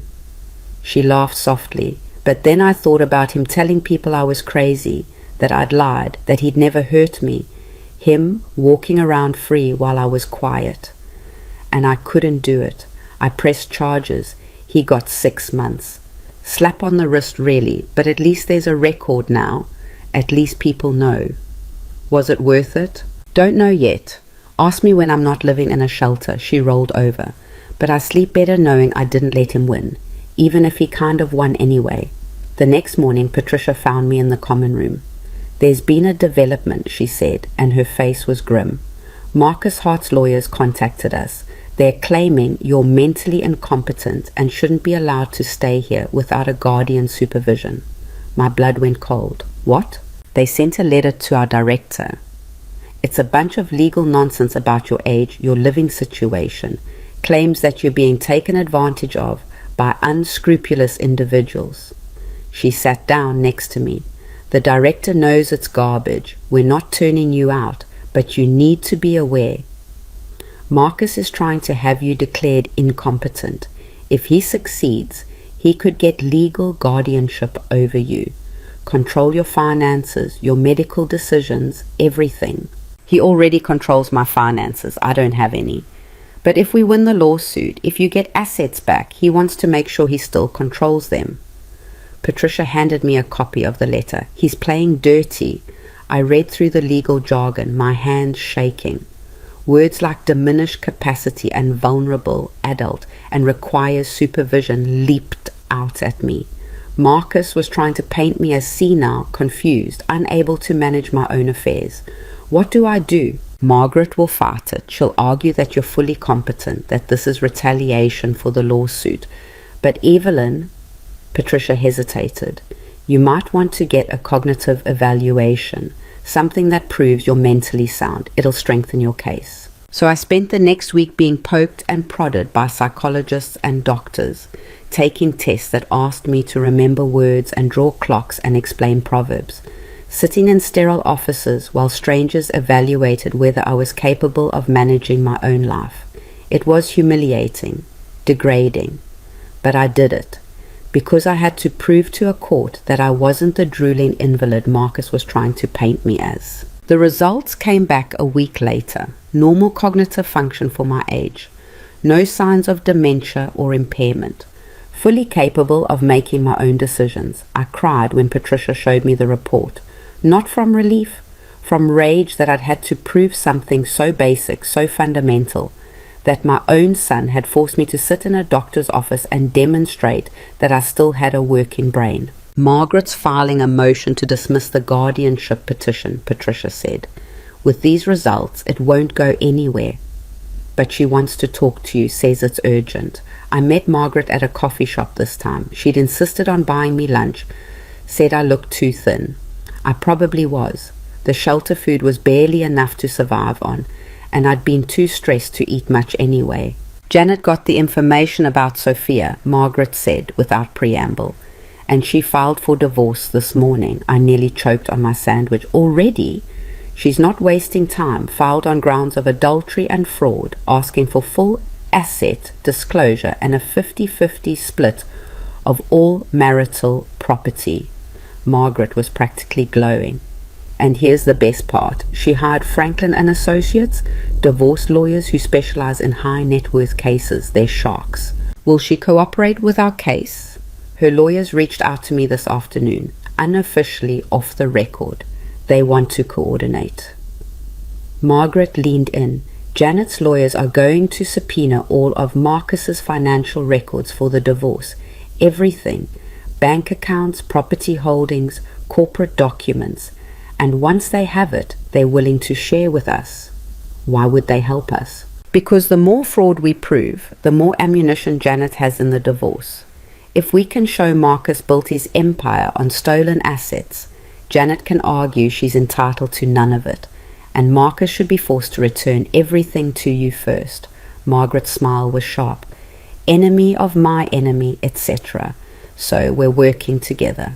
For now, don't trust her completely. Janet's out for herself, not for you, but our goals align. Margaret pulled out her tablet, showed me an email. Look at this. From the FBI agent handling the insurance fraud case. The email was brief. Investigation ongoing. Preliminary evidence supports claim of fraudulent death benefit payout. Requesting interview with Daniel Cross to establish identity and timeline. They believe him, I whispered. They're taking it seriously at least, which is more than I expected this early in the process. Margaret closed the tablet. The agent wants to meet with Daniel next week. Full interview, statement, the works. Are you ready for that? Is he? You tell me, how's he holding up? Honestly, I wasn't sure. Daniel and I had been meeting every day at the park, coordinating our next steps, but he'd been getting quieter, more withdrawn. The weight of what we were doing, exposing himself, making himself visible after 15 years of hiding, was taking its toll. He's scared, I admitted. We both are. Good. Scared means you're taking this seriously. Margaret finished her coffee. Evelyn, I'm going to be straight with you. The next few months are going to get worse before they get better. Marcus is going to escalate. He's already tried to have you declared incompetent. Next, he might try to have Daniel arrested for fraud. Or he might go public, try to destroy your credibility in the press. I've seen it before. Wealthy defendants who turn the tables, make themselves look like the victims. Let him try. You say that now, but when you're reading articles about yourself in the newspaper, when your face is on TV, and people are calling you a liar and a con artist, when strangers are sending you death threats because they believe Marcus's version of events, she trailed off. It's brutal, and there's no way to prepare for it except to know it's coming. I thought about that on the walk back to the shelter, thought about my face on TV, my story dissected by strangers, my pain turned into entertainment. Thought about Marcus giving interviews, playing the victim, the devoted son attacked by his mentally ill mother and her con artist boyfriend. It made me sick, but it didn't make me want to quit. When I got back, there was someone waiting for me in the lobby. A woman, middle-aged, expensive coat, nervous expression. Mrs. Hart, she asked. Yes? My name is Rebecca Price. I'm a reporter with the Boston Globe. She pulled out a business card. I'd like to talk to you about your son. Every instinct screamed at me to walk away. Margaret had said not to engage with the press, not to give any statements, not to let Marcus control the narrative by forcing us to respond. But Rebecca Price looked scared. Not of me, of something else. I can't comment on pending litigation, I said carefully. I'm not asking about the lawsuit. I'm asking about Marcus Hart's business practices. She glanced around, lowered her voice. Mrs. Hart, I've been investigating your son for 6 months, and I think you should know what I've found. I looked at Rebecca Price standing in that shelter lobby, and every warning Margaret had given me rang in my head. Don't talk to reporters. Don't give statements. Don't let Marcus control the narrative. But there was something in this woman's eyes that reminded me of myself 3 weeks ago, that look of someone who'd stumbled onto a truth they couldn't unsee. 5 minutes, I said. That's all I can give you. We sat in the corner of the common room. Rebecca pulled out a folder, but she didn't open it right away. Instead, she said, How much do you know about what your son's been doing the last 10 years? Not enough, apparently. He's been buying up medical device patents. Small companies usually. Startups founded by researchers who need capital to bring their inventions to market. Rebecca's hands tighten on the folder. He approaches them with offers of partnership, investment capital in exchange for majority ownership. And these researchers, they're scientists, not business people. They trust him. They sign his contracts. And then what? Then he guts the companies, fires the researchers, sells off the patents to the highest bidder, keeps the profits. The inventions never make it to market. People who could have been helped by these devices never get access to them. She finally opened the folder. I've interviewed 12 different researchers who say Marcus Hart destroyed their life's work, devices that could have helped stroke patients, cancer patients, people with chronic pain, all buried because it was more profitable to sell the patents than to develop the products. I stared at the document she was showing me. Contracts signed in good faith, patents sold to pharmaceutical companies that would sit on them to avoid competition, researchers who'd lost everything. One of them killed himself, Rebecca said quietly. Dr. James Park. He'd invented a new type of insulin pump, something that could have changed the lives of diabetic patients. Marcus bought his company, promised to bring the device to market within 2 years. Instead, he sold the patent to a pharmaceutical company that shelved it. Dr. Park sued, but Marcus had better lawyers. The case dragged on for 3 years. Dr. Park lost his savings, his marriage, his reputation. Last year, he drove his car into a lake. The air felt too thick to breathe. Marcus killed him. Not directly, but he destroyed the man's life, and the man couldn't live with it. Rebecca pulled out a photo. This is Dr. Park's daughter. She's 17. She's been trying to get justice for her father, but nobody will listen. She's just a kid. Marcus is a successful businessman with powerful friends. I looked at the girl in the photo. Young, angry, grieving. She could have been anyone's daughter. She could have been the daughter I'd never had. Why are you telling me this? Because I've been investigating your son for 6 months and I can't prove any of it. The contracts are technically legal. The researchers signed them voluntarily. Marcus covered his tracks. Rebecca leaned forward. But you're suing him. You're exposing him. And if you win, if you can prove he built his empire on fraud and theft, it opens the door for everyone else he's hurt. All those researchers can sue. Dr. Park's daughter can sue. We can finally hold him accountable. So you want to use my case to build your story? I want to help you win. She pulled out another document. This is a list of every company Marcus has acquired in the last decade, every patent he sold, every person he screwed over. Some of them might be willing to testify against him if they knew someone was finally standing up to him. I took the list, skimmed the names. There were dozens of people whose lives Marcus had ruined in his quest for money and power. I need to talk to my lawyer, I said. Of course, but Mrs. Hart... Rebecca stood up. Your son isn't just a thief. He's dangerous. He destroys people for profit. And the longer he operates unchecked, the more people he's going to hurt. So please, whatever you decide fast. She left her card and the folder. I sat there holding it, feeling the weight of all those ruined lives, all those people waiting for someone to stop Marcus. And I thought this was just about me and Daniel, just about getting back what was stolen from us. I was wrong. This was bigger, darker. Marcus hadn't just destroyed his family. He'd been destroying people systematically, professionally, for years. I called Margaret immediately. She answered on the first ring. A reporter came to see me, Rebecca Price from the Globe. Don't talk to her. Don't give her anything. This is exactly what I warned you about. Margaret's voice was sharp. Evelyn, reporters are not your friends. They want a story. They don't care if it helps or hurts you. She gave me information about other people Marcus has hurt, researchers, inventors, people he's defrauded. There was a pause. What kind of information? I told her everything. The patents, the researchers, Dr. Park. When I finished, Margaret was quiet for a long moment. This changes things, she said finally. If we can bring in other victims, if we can show a pattern of fraudulent behavior spanning years, it strengthens our case enormously. But it also makes Marcus more dangerous. Yes, right now this is a family dispute, ugly but contained. If we turn it into a criminal investigation involving multiple victims, federal charges, media attention, she trailed off.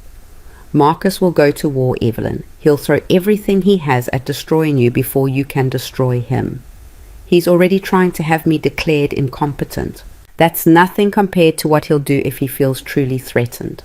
I'm talking private investigators digging into every moment of your past. I'm talking leaked stories about your mental health, your relationship with Daniel, anything they can use to discredit you.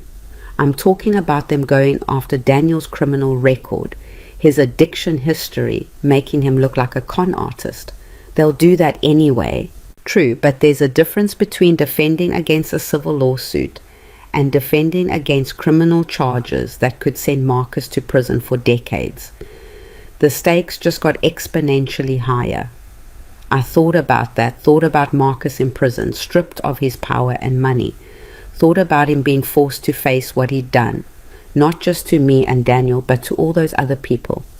I want to meet them, I said, the researchers, Dr. Park's daughter. I want to hear their stories. Evelyn, if this is bigger than just me, I need to know.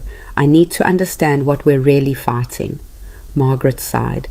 Let me reach out to Rebecca Price. Set up something controlled, supervised. But you don't talk to the press directly, understand?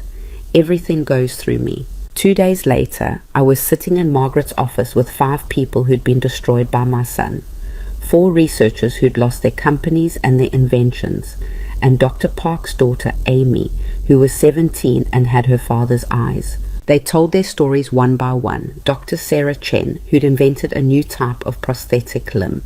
Marcus had bought her company, promised to mass-produce the device, then sold the patent to a competitor who buried it to protect their own product line. She'd lost her lab, her team, 7 years of research. Dr. Robert Mitchell, who'd developed a revolutionary treatment for migraines. Marcus had acquired his startup, then fired him and everyone he worked with, claiming the technology wasn't viable. 6 months later, the patent showed up in a pharmaceutical company's portfolio, shelved indefinitely. Dr. Lisa Freeman, who'd created a new type of heart valve that could have saved thousands of lives. Marcus had promised her the world. Instead, he'd stripped her company for parts and sold the patent to a medical device manufacturer that already had a competing product. And Tom Brennan, not a doctor but an engineer, who'd invented a wheelchair design that was lighter, cheaper, and more functional than anything on the market. Marcus had taken his prototype, his designs, his dreams, and turned them into profit for himself, while Tom ended up bankrupt and working at a hardware store. I trusted him, Tom said, and his voice cracked. He came to me with this whole speech about helping people, about making medical devices accessible. I believed him. I signed everything he put in front of me because I thought we were partners. We all did, Sarah said. He's very good at making you believe he cares, that he's on your side. Amy Park hadn't said anything yet. She just sat there, holding a photo of her father, her face blank in that way that meant she was holding back everything. Amy, Margaret said gently, do you want to tell Mrs. Hart about your father? The girl looked up at me. My dad spent his whole life working on that insulin pump. Since I was a baby, that's all he did. Work, research, dream about the day when diabetic kids wouldn't have to worry so much. Her hands tightened on the photo. He met Marcus at a medical conference. Marcus told him he could make it happen, could get the device FDA approved, manufactured, distributed. My dad believed him. Why wouldn't he? Marcus had money, connections, a track record. What happened? I asked, even though I already knew. Marcus bought the company, paid my dad next to nothing, but promised him royalties when the device launched. Promised him he'd be CEO, that he'd see his dream come true. Amy's voice went flat. Then Marcus fired him. Said the technology wasn't ready. Said they needed to bring in real experts. My dad tried to fight it, but the contract he'd signed gave Marcus complete control. He tried to sue, but it took all our money. My mom left. Said she couldn't watch him destroy himself over a lost cause. And your father? Killed himself a year ago. Drove into a lake because he couldn't live with the fact that his life's work was gathering dust in some corporation's vault while diabetic kids kept suffering. She looked at me with eyes too old for 17. Your son murdered my father. Maybe not with his hands, but he did it. And he's going to do it to other people unless someone stops him. The room was silent. I looked at these people, these brilliant, broken people, and I saw myself. Saw Daniel. Saw everyone Marcus had ever used and discarded. I'm going to stop him, I said. How? Tom asked. We've all tried. He's too powerful, too connected. He has lawyers who can tie you up in court for years. He has money to wait you out, and he doesn't care. That's the thing people don't understand about Marcus Hart. He doesn't care who he hurts. I know. He's my son. The words tasted like ashes. I spent 69 years thinking I knew him, thinking that somewhere inside there was still the little boy I'd raised. But that boy never existed. Or maybe he did, and I just didn't see the monster growing underneath. So what makes you think you can beat him? Sarah asked. Because I have something you didn't have. I have nothing left to lose. I looked at each of them. He already took my home, my money, my dignity. He took 15 years of my life with my husband. There's nothing else he can take from me except my life. And I'm 69 years old. I've lived enough, but he hasn't won yet. And if I can drag him down with me, I will. Margaret cleared her throat. The question is whether you're all willing to coordinate your cases. If we can show a pattern, if we can get the FBI to look at this as a RICO investigation. RICO? Robert interrupted. That's organized crime. That's exactly what this is. Systematic fraud. A pattern of criminal activity designed to enrich Marcus Hart at the expense of others. If we can prove it, he's looking at federal prison time. Decades, not months. The researchers looked at each other. These were people who'd already lost so much, who'd already fought and failed, asking them to try again, to risk more money they didn't have, more emotional devastation, more public humiliation. It felt cruel. But Amy Park spoke up. I'll do it, whatever it takes. My dad deserves justice. One by one, the others agreed. Sarah, Robert, Lisa, Tom. All of them willing to try one more time. Then we have work to do, Margaret said. I need every document you have. Every contract, every email, every text message. I need timelines, financial records, anything that shows Marcus made promises he didn't intend to keep. And I need you to be prepared for him to come after you. He's going to try to discredit each of you, dig up dirt, make you look incompetent or greedy or vindictive. Let him try, Sarah said. I'm a tenured professor at MIT. My credentials speak for themselves. And I'm a 17-year-old girl whose dad killed himself, Amy added. What's Marcus going to do? Make me look sympathetic? I met with Daniel that evening at our usual spot in the park, told him everything about the researchers, about the scope of what Marcus had been doing, about how this was so much bigger than we'd realized. He listened in silence, his face getting harder with every detail. He's a monster, he said when I finished. Our son is an actual monster. I know. How did we raise a monster, Evelyn? Where did we go wrong? I don't know if we did go wrong. I think maybe some people are just born broken. I took his cold hands in mine. Or maybe we did everything right and it still wasn't enough. Maybe there's no amount of love or good parenting that can fix someone who doesn't want to be fixed. Daniel pulled his hands away, stood up, started pacing. I keep thinking about all the times I defended him. All the times you'd say something was off and I'd tell you that you were being too hard on him. That boys were just like that he'd grow out of it. We both defended him. No, you saw it. You saw what he was becoming, and I ignored it because I didn't want to believe my son was capable of this. He gestured wildly, and now there are people dead because of him. Dr. Park is dead. How many others? How many people used the devices that Marcus buried? Devices that could have saved their lives. I didn't have an answer to that. Didn't want to think about the body count attached to Marcus's greed. The FBI agent wants to meet with you tomorrow, I said instead. Are you ready? No, but I'll do it anyway. He sat back down. What do you think's going to happen? Best case scenario. Best case, Marcus goes to prison. We get back some of what he stole. The researchers get their patents back, or at least some compensation. Janet takes half of whatever's left in the divorce, and I hesitated. We rebuild something, I don't know what, but something. And worst case? Worst case, we lose everything. Marcus's lawyers shred our credibility. The researchers give up. The FBI closes the investigation. We stay in our shelters. Marcus keeps his empire. I looked at him. And we live with knowing we tried and failed. I can live with that, Daniel said quietly. I've lived with worse. The FBI interview happened in a bland government building downtown. Agent Sarah Rodriguez was younger than I expected, maybe 40, with sharp eyes and a handshake that could crack bones. Mr. Cross, or should I say Mr. Hart? She smiled, but it wasn't friendly. Let's start with the basics. Tell me about the day you disappeared. Daniel told her everything.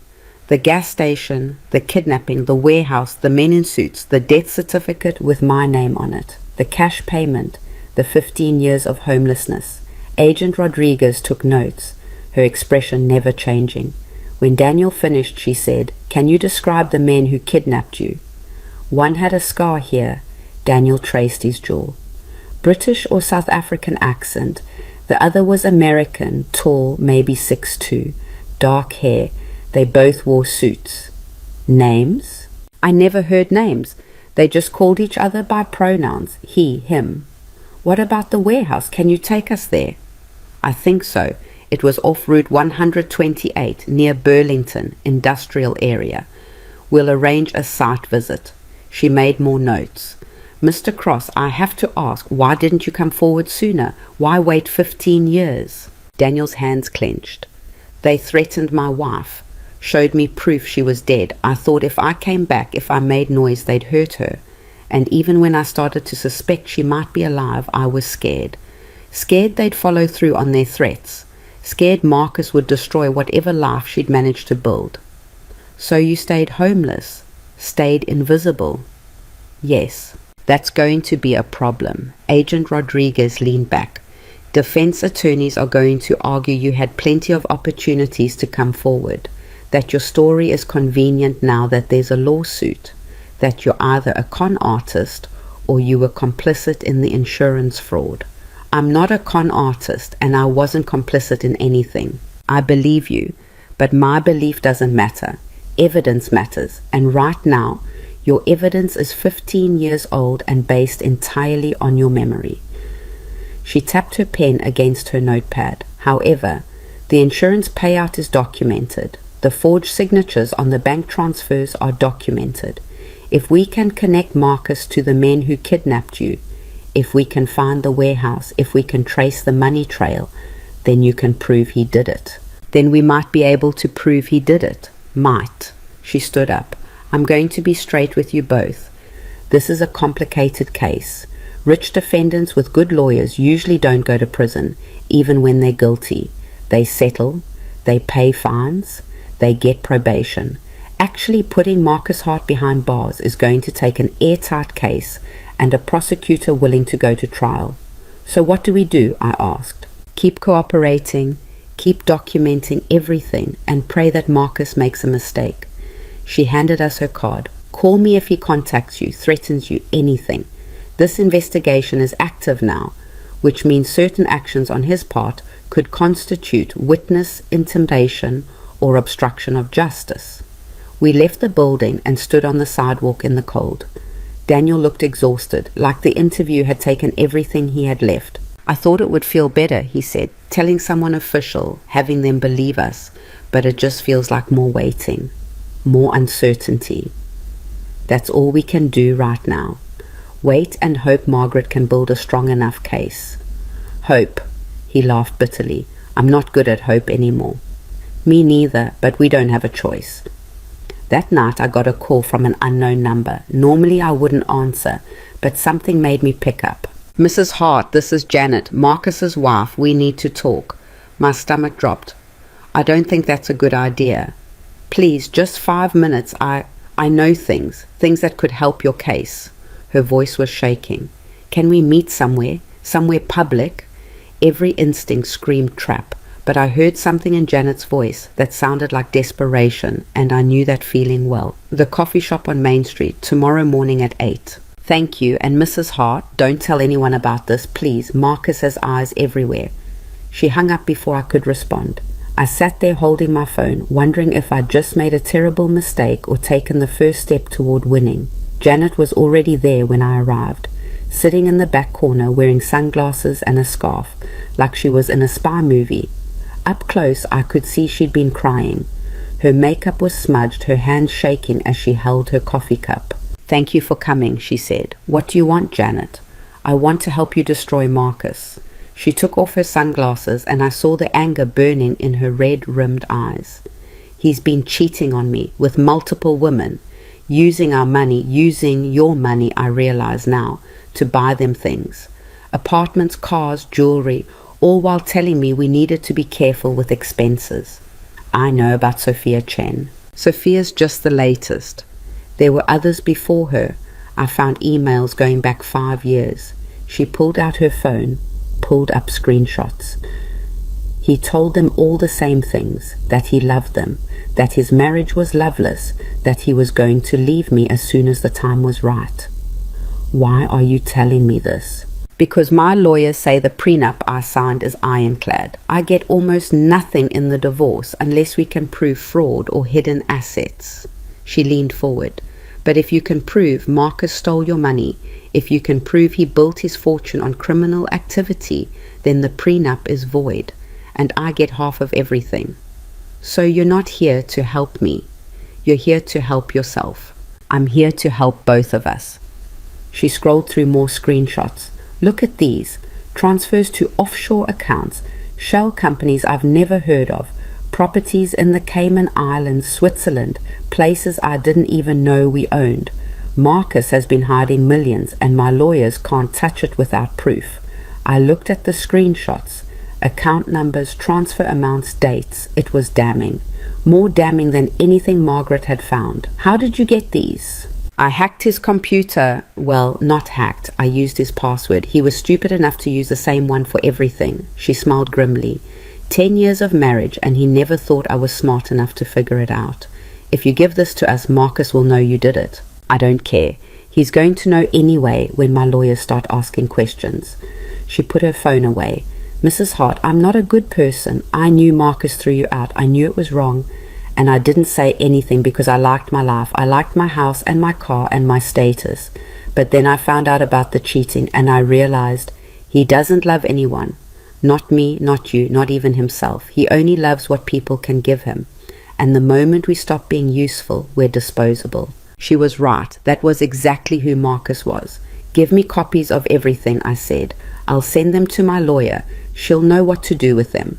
Janet nodded and started airdropping files to my phone. Hundreds of them. Bank statements, emails, property records, photographs. "There's something else," she said as the files transferred. "Marcus has been in contact with some people, dangerous people. I overheard a phone call last week. He was talking about making problems disappear, about handling loose ends." My blood went cold. "What kind of problems?" "I don't know, but he sounded angry. Scared even, and Marcus doesn't get scared." She looked at me with genuine fear in her eyes. "Mrs. Hart, I think he's planning something bad, and I think you and Daniel might be the loose ends he's talking about." I left that coffee shop with Janet's warning echoing in my head, and nearly 400 files burning a hole in my phone. Dangerous people, making problems disappear, loose ends. I'd raised Marcus, changed his diapers, kissed his scraped knees, and now his own wife was telling me he might be planning to have me killed. The thought should have terrified me. Instead, I felt something sharper, clearer. Marcus had finally made his first real mistake. He'd underestimated how much a person could survive once they stopped being afraid of losing what they'd already lost. I called Agent Rodriguez before I even made it back to the shelter. Janet Hart just gave me evidence. Offshore accounts, shell companies, transfers Marcus has been hiding. And she says he's been in contact with people about making problems disappear. I was walking fast, looking over my shoulder. I think he's planning something. Send me everything now and get somewhere safe. Her voice was sharp. Don't go back to the shelter. He knows where you are. Is there anywhere else you can go? No, I don't have anywhere. Then go to a police station. Stay in public. I'm sending officers to pick you up. She paused. Where's Daniel? My heart stopped. The men's shelter on Grove Street. He should be there now. I'm dispatching units to both locations. Evelyn, listen to me carefully. Do not contact Daniel. Do not go looking for him. If Marcus is monitoring your communications, if he has people watching you, any contact puts you both at risk. Let us handle it." She hung up. I stood on the sidewalk, my phone in my shaking hand, and for the first time since this nightmare started, I felt real fear, not for myself, for Daniel, for the man who'd survived 15 years of hell and might not survive his own son. I went to the nearest police station like Rodriguez had ordered, sat in a hard plastic chair in the waiting area while officers came and went, while drunk people argued and addicts nodded off, and the fluorescent lights hummed overhead. Every minute felt like an hour. Every time the door opened, I jumped. Rodriguez showed up 90 minutes later with 2 other agents and a look on her face that made my stomach drop. "We got Daniel. He's safe, but we have a problem." What problem? We found surveillance equipment at both shelters. Cameras hidden in the common areas, the dining halls. "Someone's been watching you." She sat down next to me. "And we found something else. A man parked outside the men's shelter. Former military, according to his records. Works for a private security company that Marcus Hart has used in the past. He sent someone to watch Daniel. Or worse, the man had a weapon, not registered, serial number filed off." Rodriguez's jaw tightened. "We arrested him, but he's not talking. Lawyered up immediately. Expensive lawyer too, which tells me someone's paying his bills. Marcus is going to kill us." I said it out loud, heard how insane it sounded, and didn't care. "My son is going to have us murdered." "We don't know that for certain, but we're taking the threat seriously." She pulled out her phone. "I've arranged protective custody for both of you. Safe house, 24-hour security, no contact with the outside world until we can assess the situation." "For how long?" "As long as it takes. Could be days, could be weeks." She looked at me. "Evelyn, I need you to understand this just became a federal investigation into conspiracy to commit murder. If we can connect Marcus to that armed man outside the shelter, if we can prove he hired him to hurt you or Daniel, that's decades in federal prison. No plea deals, no reduced sentences. Then connect him. Use the files Janet gave me, trace the money. We're already on it, but these things take time, and time is something we might not have." She stood up. "Come on, we need to move you before anyone realizes where you are." The safe house was a bland apartment in a bland building in a suburb I didn't recognize. 2 bedrooms, basic furniture, windows with curtains that stayed closed. Daniel was already there, sitting on the couch with a cup of coffee he wasn't drinking, looking shell-shocked. "Evelyn." He stood up when he saw me, pulled me into a hug so tight I couldn't breathe. "They said someone was watching me, that there was a man with a gun." I know. I held him, feeling how thin he was, how fragile we both were. 2 old people who'd been through too much and still had further to fall. The agents gave us the rules. Don't leave the apartment. Don't contact anyone. Don't go near the windows. Someone would be posted outside 24/7. Food would be delivered. We just had to wait while they built their case. Waiting had never been my strong suit. That first night, Daniel and I sat up talking. Really talking, for the first time since we'd found each other again. About the 15 years we'd lost. About the people we used to be and the people we'd become. About Marcus and where we'd gone wrong. "I keep thinking about this moment," Daniel said. He was maybe 7 years old. We were at the park and there was this other kid, smaller than Marcus. The kid had a toy truck Marcus wanted. And I watched Marcus walk over, smile at the kid, start playing with him, being friendly. Then when the kid wasn't looking, Marcus took the truck and hid it in his backpack. "I don't remember that." "You weren't there. It was just me and him." Daniel stared at his hands. I confronted him about it, asked him why he'd stolen from another kid, and he looked at me with these flat eyes and said he wasn't using it right, I wanted it more. Like that was a reasonable justification, like wanting something more than someone else gave you the right to take it. What did you do? Made him return it, made him apologize, thought I taught him a lesson about stealing and empathy and treating people right. He laughed bitterly. But the lesson he actually learned was to be more careful, to not get caught, to hide what he was doing better. We can't blame ourselves for how he turned out, can't we? We're his parents. We shaped him, or failed to shape him. Daniel looked at me. I've had 15 years to think about this, Evelyn. 15 years of replaying every moment, every choice. And I still can't figure out if we created a monster or just failed to stop one. Does it matter? Either way, he's what he is now. It matters to me. Because if we made him, if our failures turned him into this, then those people he hurt, Dr. Park, the researchers, everyone, that's on us too. I wanted to argue, wanted to say that Marcus made his own choices, that adults were responsible for their own actions. But part of me wondered the same thing. Part of me looked back at the small signs we'd ignored, the red flags we'd rationalized, and wondered if we could have changed the trajectory, if we'd just been braver or smarter or less blinded by parental love.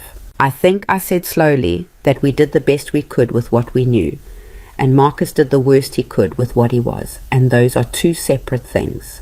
Daniel nodded, but I could tell he didn't quite believe it. We spent 3 days in that safe house, 3 days of FBI agents coming and going with updates. They'd traced the armed man's payments to one of Marcus's shell companies. They'd found emails between Marcus and the security firm discussing discrete solutions to personnel problems. They'd interviewed the other researchers, gotten statements, built a timeline of fraud spanning 12 years, and they'd gotten a warrant for Marcus's arrest. Rodriguez told us in person, sitting in our bland living room with her badge clipped to her belt and satisfaction in her eyes. We're bringing him in tomorrow morning. Multiple federal charges: wire fraud, insurance fraud, conspiracy to commit murder, witness intimidation. The DA thinks we have enough to make it stick. Will he get bail? Daniel asked. We're arguing he's a flight risk. He has access to offshore accounts, property in other countries, means, and motive to run. She smiled. But even if he does make bail, the damage is done. Once he's arrested, it becomes public record. The press will have a field day. His business reputation will be destroyed. Good, I meant it.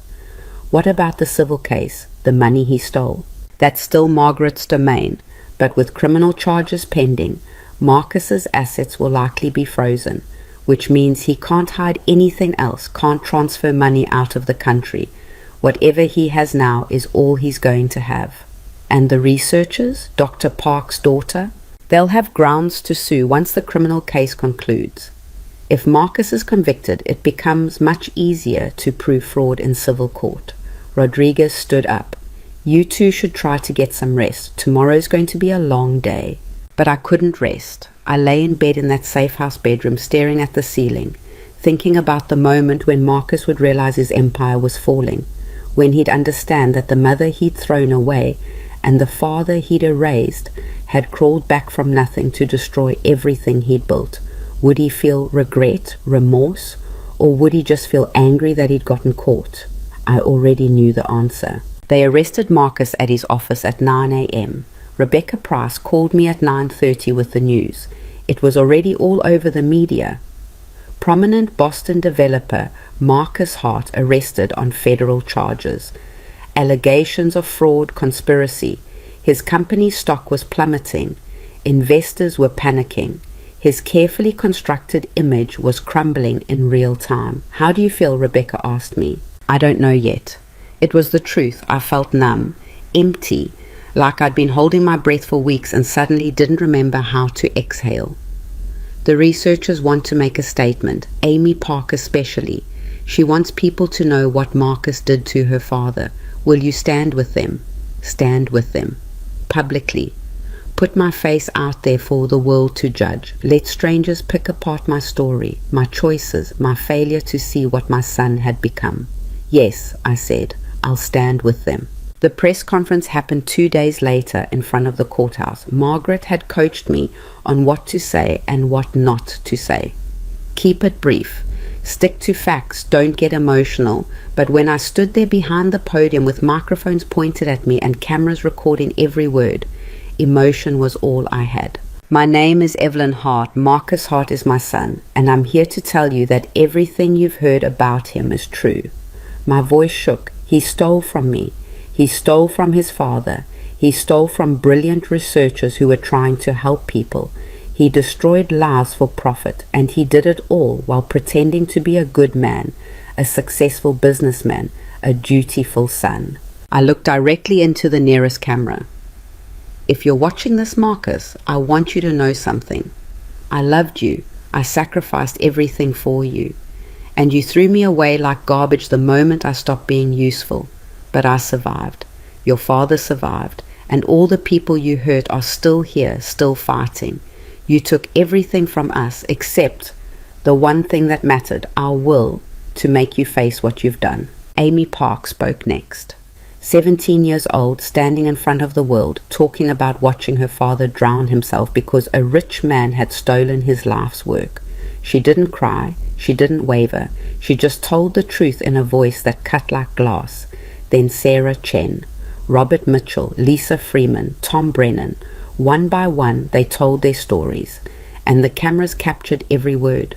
That night, my face was on every news channel. Elderly mother accuses successful son of fraud. Researchers claim developer destroyed their inventions. The story was everywhere. Impossible to ignore, impossible to spin. Marcus's lawyers tried anyway. They held their own press conference, claimed he was innocent, that this was a conspiracy by disgruntled former business partners and a mentally unstable mother. They painted me as senile, vindictive, manipulated by con artists. But it didn't work, because too many people were saying the same thing. Too many victims, too much evidence, and the public loves nothing more than watching a powerful man fall. The trial took 8 months to start, 8 months of depositions and motions and legal maneuvering, 8 months of living in protective custody while Marcus sat in jail, his bail denied, his empire crumbling around him. Janet's divorce went through. She got half of what was left after legal fees and frozen assets. Not much, but enough to start over. She sent me a card when it finalized. Just 2 words, thank you. The researchers filed their civil suits. Marcus's company declared bankruptcy. The patents he'd buried started getting released to the public domain. Dr. Park's insulin pump was being developed by a non-profit now. Sarah Chen's prosthetic limb was in clinical trials. Small victories pulled from the wreckage. And Daniel and I waited for our day in court. When it finally came, I sat in the gallery and watched my son face his judgment. He looked smaller in his prison jumpsuit, older, but his eyes were the same, flat, calculating, showing nothing. The evidence was overwhelming. Forged signatures, insurance fraud, the kidnapping plot Daniel had survived, the offshore accounts, the shell companies, the armed man outside the shelter, email after email proving Marcus had orchestrated all of it. His lawyers argued that he was a legitimate businessman being persecuted by vengeful family members, that the prosecution's case was circumstantial, that Marcus Hart was innocent. The jury didn't believe them, guilty on all counts. 47 separate charges and guilty on every single one. The sentencing hearing was 3 weeks later. The judge was a woman in her 60s who'd read every page of testimony, looked at every piece of evidence, heard from every victim. Mr. Hart, she said, you have shown a pattern of calculated systematic abuse spanning more than a decade. You have defrauded your own parents. You have destroyed the life's work of talented researchers.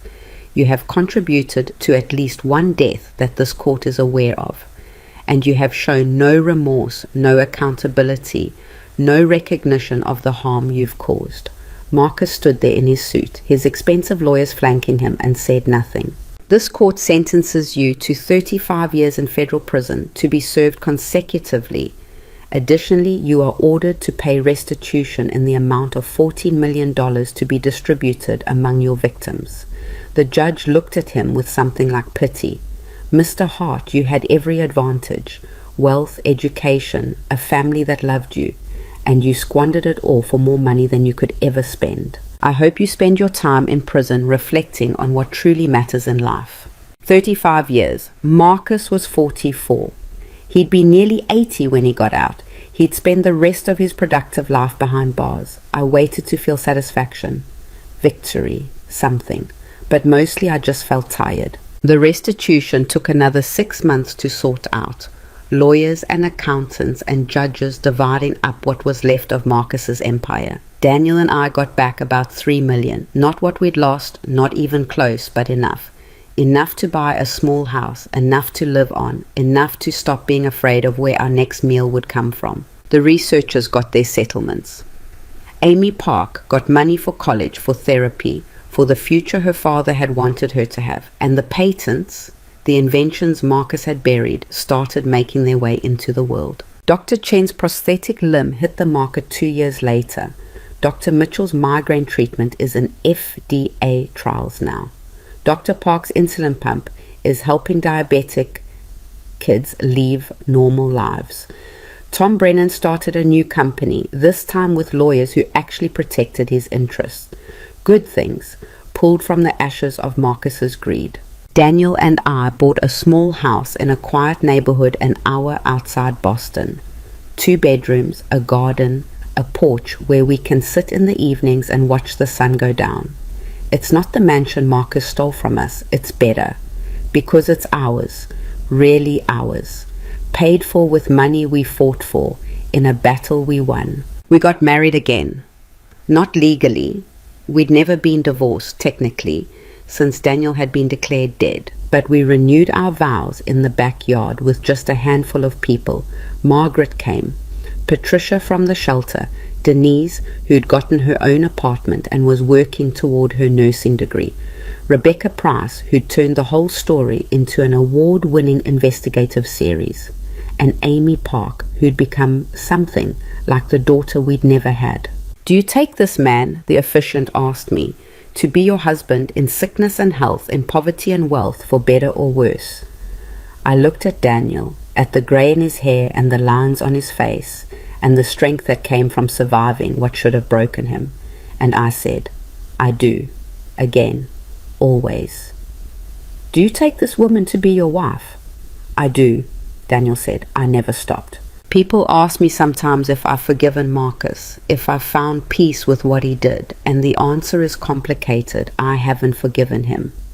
I don't think I ever will. You don't forgive someone for trying to erase you from existence, for stealing 15 years of your life, for destroying people who trusted him. Forgiveness isn't for people who show no remorse, who would do it all again if given the chance.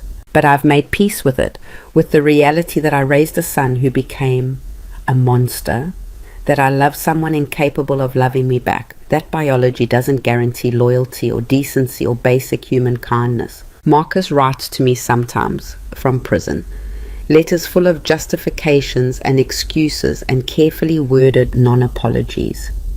I used to read them looking for some sign of the child I'd raise, some spark of humanity. Now I just throw them away unopened. He's not my son anymore. Maybe he never was. What I have instead is a life I rebuilt from nothing, a husband I thought I'd lost, a home that's small and modest and completely paid for, friends who showed up when I had nothing to offer them, a second chance I didn't think I deserved. And I have the knowledge that when Marcus tried to destroy me, when he threw me away like trash and assumed I'd disappear quietly, I fought back, I survived, I won. Not because I was stronger or smarter or better than him, but because I had something he'd never understand. I had people who saw value in me beyond what I could give them. I had love that didn't come with conditions. I had a reason to fight that went deeper than greed. Marcus took everything from me except my dignity, and in the end, that was the only thing that mattered. Denise asks me sometimes when she comes over for dinner with her new boyfriend who treats her right, what I learned from all of this.